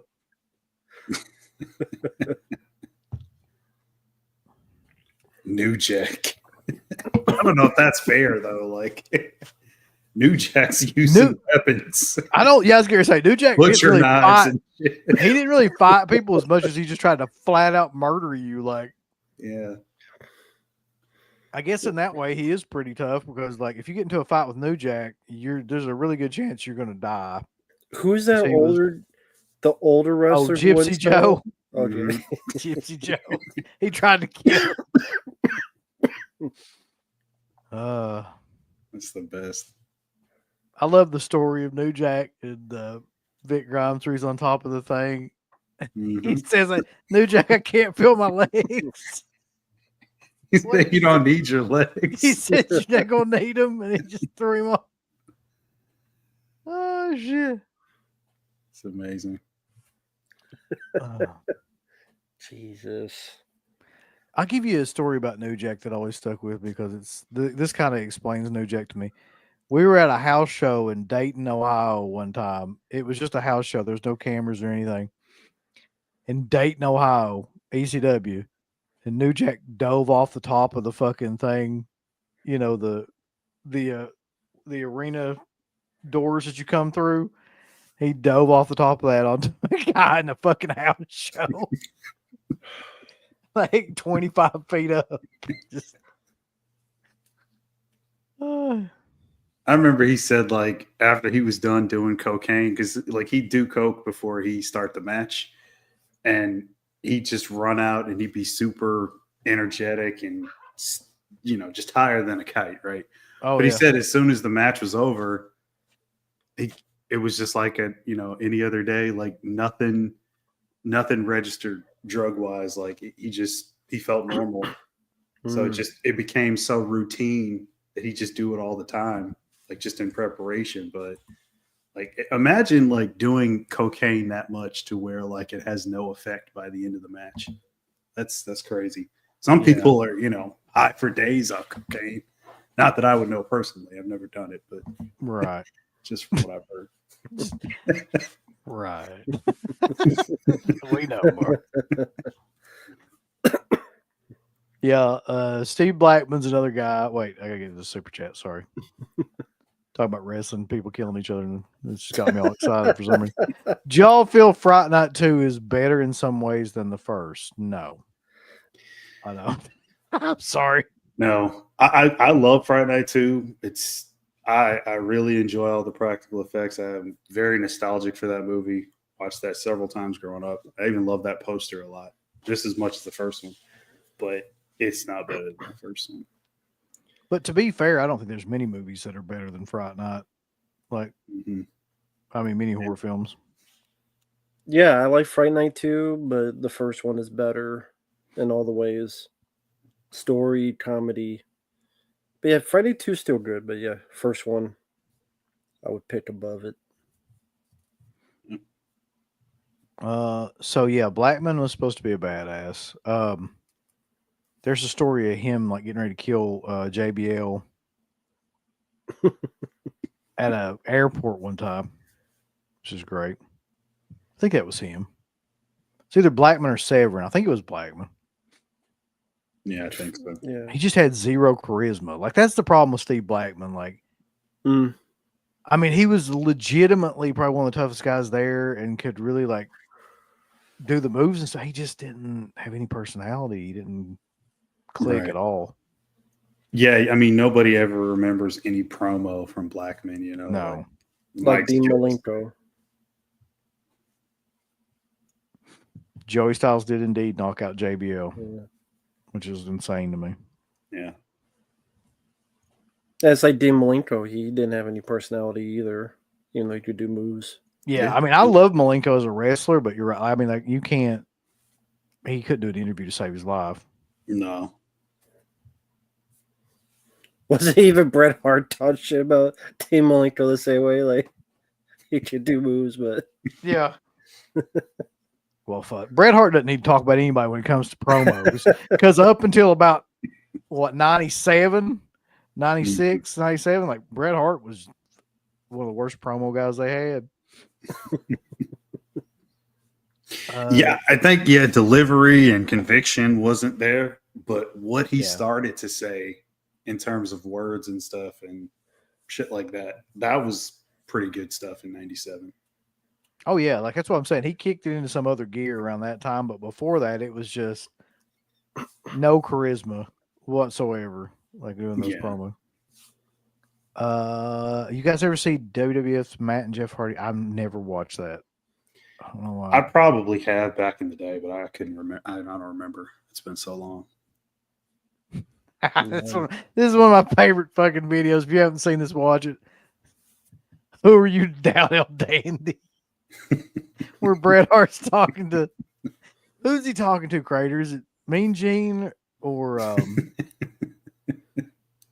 can't remember if it's Mean Gene. I remember that vaguely. And they're talking about, he's like, you know, one of my favorite guys is like El Dandy. And then he says something, he goes, who are you, Downhill Dandy? He's being like serious too.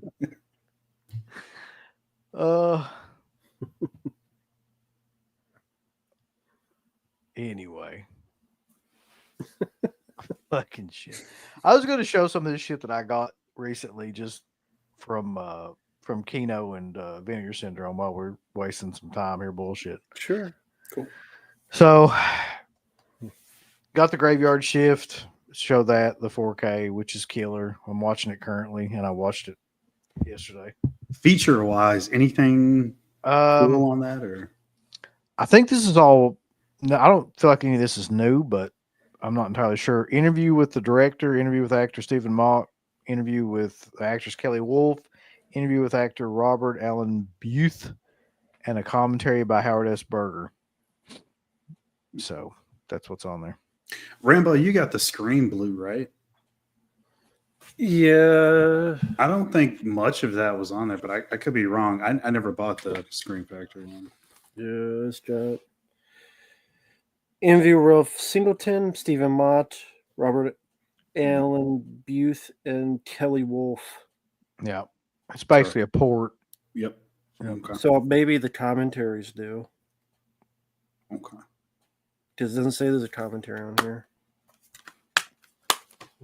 So I got this. I'll talk about this later when we do the Dead Pit is Watching thing, but oh, okay. Yeah. It's Anchor Bay, the new Anchor Bay. Uncle Buck. 4K. Why we have an Uncle Buck 4K, I don't know, but we've got it. It's got 16 going on. I think that's new. 16 going on 17. Interview with actress Jean Louise Kelly. And then just audio commentaries. Let me tell you something right now. I don't know what the fuck people going on about this movie. What's that? Blood Tracks is a piece of shit. I haven't seen it. I'm sorry if you like this movie. I feel sorry more for you than I do for me saying this, but like this movie fucking sucks. Like as a slasher movie, it's got like one good thing going for it, which is the band and the song. Mm-hmm. And you'll find that out if you watch it. But in terms of it being like, no. Man, well, And I scratched that one off the list. I haven't watched this one yet, but I have a feeling it's going to be the same way. It's all iced. Yeah, I just have a feeling that this is going to be the same bullshit. We'll see. This was $20, man, and this is actually an awesome box for this. For $20, like the sidekicks. Oh yeah, That's one of my favorite movies, like from a kid, like nostalgia wise. And Vinegar Syndrome made this giant ass, like they were trying to sell it forever, but like were pretty unsuccessful for a while. But it's one of those magnet style. Yep. Yeah. Yeah. It's amazing. Yeah, I got that right when it came out just because I've been a mark for that one. I grew up on that one.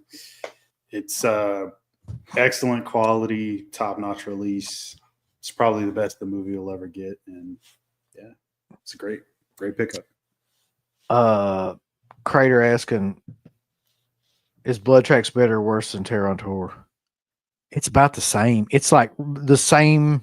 Jesus. It's the same type of movie. It's just boring and like cheap looking, boring bullshit that just goes nowhere.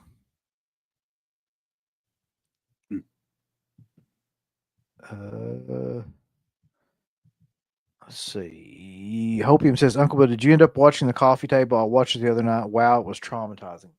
As a matter of fact, no, but it's right here in my pile of shit to watch. I've got this. So I'll probably be watching it in the next couple of days.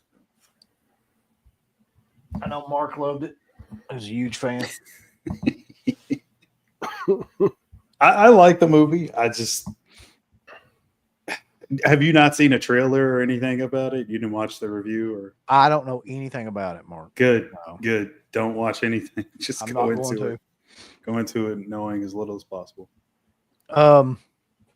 Calvaire, because I remember watching this back when we did the original show, and I don't think I liked it, but I wanted to go back and see it, and it was on sale. I haven't seen that one in a long time.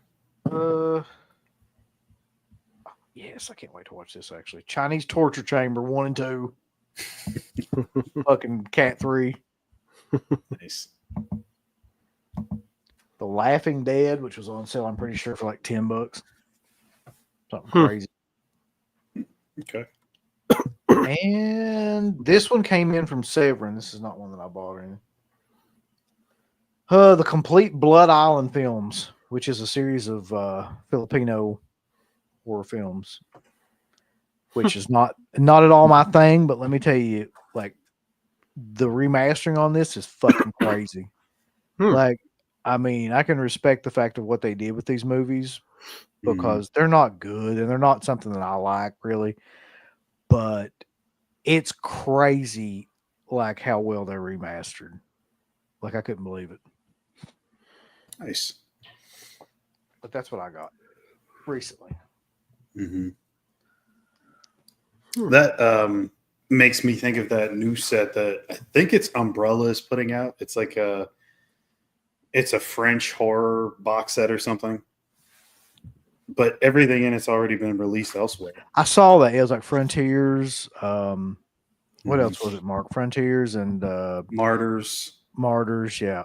High Tension, and the fourth movie was Anatomy of Hell, which is very odd because that's not really horror, even though the title makes it seem like it is, but it's not. It's more like a dramatic movie almost. Yeah. Freddie Litz got another super chat. He says, "This is for Uncle Bill. So I told Matt that I bought 2 copies of Army of Darkness from Scream Factory. 3 discs missing on both. The slipcover didn't have that issue. I had all 4. So it's I think it's a 4-disc set. So each copy you bought, each one, 3 of them were missing. Jesus. Well, yeah, that makes sense. From I think he did finally get one that had all 4 of them, but the fact that 2 of them had 3 discs missing out of 4. I kind of I've given up on Scream Factory at this point. Do anything right. I don't order anything from Scream Factory anymore, really.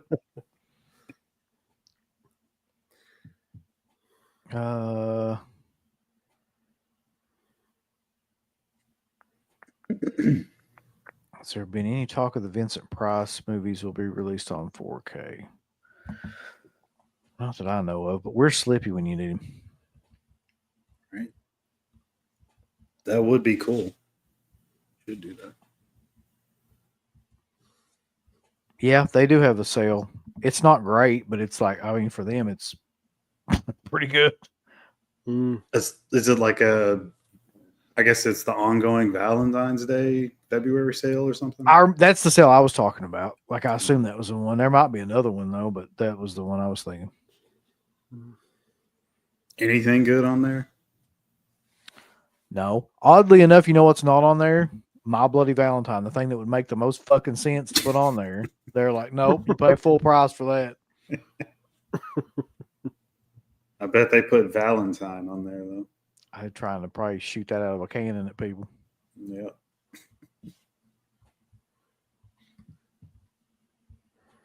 But yeah, I got nothing else. If you guys got anything. No, I'm waiting on some stuff still, which is taking forever. I haven't gotten anything recently. Yeah, I'm waiting on a bunch of stuff, but it just hasn't come in yet. No, the only thing I have here, it's an older one I got, but I have here because I have to record a review for this, which is the work print version of ICU Detox, which is the 2-hour. Just the release one was 90 minutes long, so this is the full 2-hour one. So I love this film. It was cool to watch the work print because it fleshes things out. It's more of a slow burn. It's not so much like big scenes deleted. It's just the film's allowed to breathe. So you see more establishing shots of the place in the middle of nowhere in the snow. Characters have a little bit more stuff to them. And again, not perfect, but still quite enjoyable. So that was interesting to see again. But I've always enjoyed that film. I always thought it was a bit underrated. That's the media book version, right? Yeah, the retro gold. Is that cut only on that one, or is it on the Steelbook one?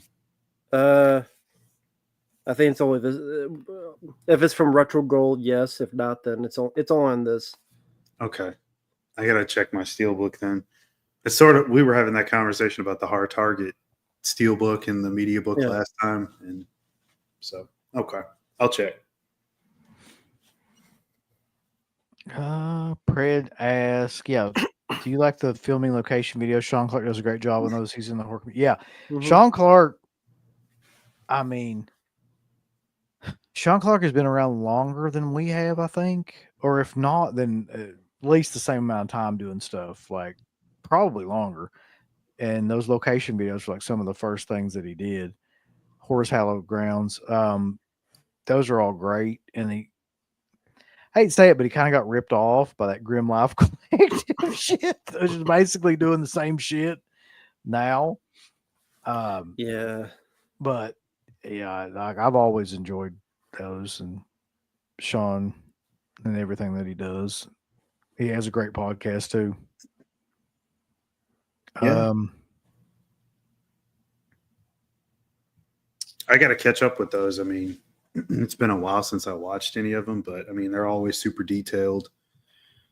He knows his shit, so they're always great to watch, even just for information if you don't even care about the locations that much. But he's always got so much inside knowledge on, yeah. it's fun.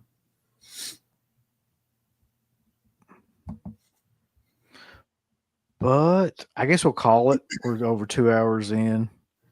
I got to bring this up, and Rambo, you might have to help me figure out the date on this because I suck at dates. But like, I know that CK wanted me to plug that we are doing an Arrow releases video coming up soon, season 2 or session 2 or whatever you want to call it. Like, because we did one forever ago. Mark, you know what I'm talking about. Yeah, we did the year 1 show. Shit, it seems like it was like 2 years ago. It feels like it was, yeah. I think it was. So this is year 2 of Arrow releases, like we did the Scream Factory release videos where we would go by year. Yeah, And that's coming up. He hasn't set it up, so I don't know what the date is. It's not set up. Well, he didn't tell me either. So. He told me it was the 20th. He hasn't said it yet, like officially on the channel or anything, but he said the 20th. So I mean, that could always change because, Far as I know, it's going to be me and you, Mark, Garrett, and CK. I think that's the plan. Yeah, but that's the thing. Like, we know how Garrett's schedule is. That's what It's well, he fucking quit going on me, you, and DVD or whatever. You, me, and DVD and exactly shit all the time. Tony's basement. Fucking DVD dungeon or whatever that shit is. Yeah. We'll probably have to wait to get closer to that date, maybe like a week or 2 out from it, and then see if he's still available to come on. Yeah, he's busier than the president. So, also wanted to announce that Dirk is doing a Euro Crypt on Sunday at 4 p.m. with Troy Howarth. And they're going to be talking about Klaus Kinski's films, or maybe even Klaus Kinski's just crazy ass in general. Cool. That's a pretty big get for them, man, because that guy is a pretty well-known critic. And yeah, so check that out Sunday at 4 p.m. LHL asks, when will we be doing Scream Factory, Vestron, Arrow, Bite? Well, we're doing the Arrow. We just mentioned that. Scream Factory, I don't have any idea. We'll probably have to wait on that because we did so many of those in a row. Vestron's dead as shit, so we can do that at any time. And we'll catch up, I mentioned to CK earlier today when we were talking about the Arrow show, could we do the Blue Underground one? Because I've got 1 million of those DVDs still, so we could do the first few years for sure. I didn't get as many of the Blu-rays because so many other companies at that point were picking up their stuff and putting it out, so it's kind of scattered when it gets to the Blu-rays. I do have a few though, but the DVD era was pretty heavy there for a while. They had a lot of shit coming out, so we could get at least 3 or 4 shows out of that. Yeah, it bums me out. Like Blue Underground doesn't release anything really anymore except the old ports of their shit. Like yeah, fucking Lustig, man. I don't know what the hell his problem is. Okay, Rambo, what do you got coming up? A lot of stuff coming up on a daily basis, thanks to people on my channel for the kindness. So a lot of random ones, whether it be commentary on the Crazies remake, which I actually enjoyed watching that again. I think that's a pretty decent one. Gummel, fuck Gummel. Damn. Let's see. Review of this, thanks to a user out there for the request. The Poonies. I did watch The Poonies finally. So a review of that will be coming up. That film sucked. Is there a sloth character in there? It has really nothing to do with the Goonies, except Okay. they rip off the song at the beginning and end. They also rip off the Neutron Dance song from Beverly Hills Cop as well. It's just people on a ranch fucking. That's it. Has nothing to do with treasure. The treasure map doesn't lead to the chick's veg or whatever. The only treasure map is someone mentions it for like 30 seconds, but you never see a treasure map. There is no search for treasure. There's really nothing to do with the movie. Okay. So, yeah, a bunch of stuff coming up on the channel every day. So for those who like my stuff, stay tuned. So how about you, Mark? I have nothing planned right now. Motherfucker. Mark, you gonna upload something? Oh yeah, I am right after this. Are you? You said 2 weeks ago. Yeah, I am. There's a ton of content coming. I guarantee it. You're lying to us, Mark. There's a bunch. It's in the pipeline. It's coming. All right. So, yeah, be sure, like I said, to check out like the new Arrow show that's coming up, and be sure to check out Dirk's show, Euro Crypt, on Sunday at 4. Troy Howarth, and yeah, I guess the only thing left to say is that, of course, everybody dies, but Friday night lives. See you guys. I want all these people to click everything they're supposed to click. You haven't been liking them, you haven't been subscribing to them, you haven't clicked the bell or notification or anything like that. Folks, why don't you click the like button? Do you hate us? Do you not want to see us succeed? Why don't you click the heart button? Is this something that you have against our particular show? Why don't you subscribe? You should click on one of them buttons right now if you want us to continue to bring greatness into your life. There's all kinds of wonderful shirts over at shop.deadpit.com. Simply the best horror shirts. On TeePublic, there are others, but they all suck. You can get some Dead Pit Radio shirts. You can get Last South on the Left. The Hills Have Eyes. Texas Chainsaw. Oh, wait, you can't say Texas Chainsaw. All kinds of shirts, folks. You're gonna love them. Shop.deadpit.com. Special thanks goes out to our supporters on Patreon. Do you know what kind of stuff you can get on Patreon, Uncle Bill, starting at only $1 a month? What's that? Access to every Dead Pit show since 2005. We got almost 200 fan commentaries that we've done over the decades. Here's what other fucking Patreons do. They're like, hey, give us money and then we'll let you see a video early that we're going to release like a fucking week from now, and then that's all we're going to give you. Meanwhile, we have a literal jukebox full of songs, thousands of reviews. I don't even know how many shows are up on there now that we've done over the years. Hundreds of thousands. You need to figure this out now and subscribe to us on Patreon and YouTube and Instagram. Help us to 1 million. The road to 1 million subscribers starts today. So deadpitonpatreon.com. Join today. Tiers start at only $1, but I'd recommend at least the $10 tier.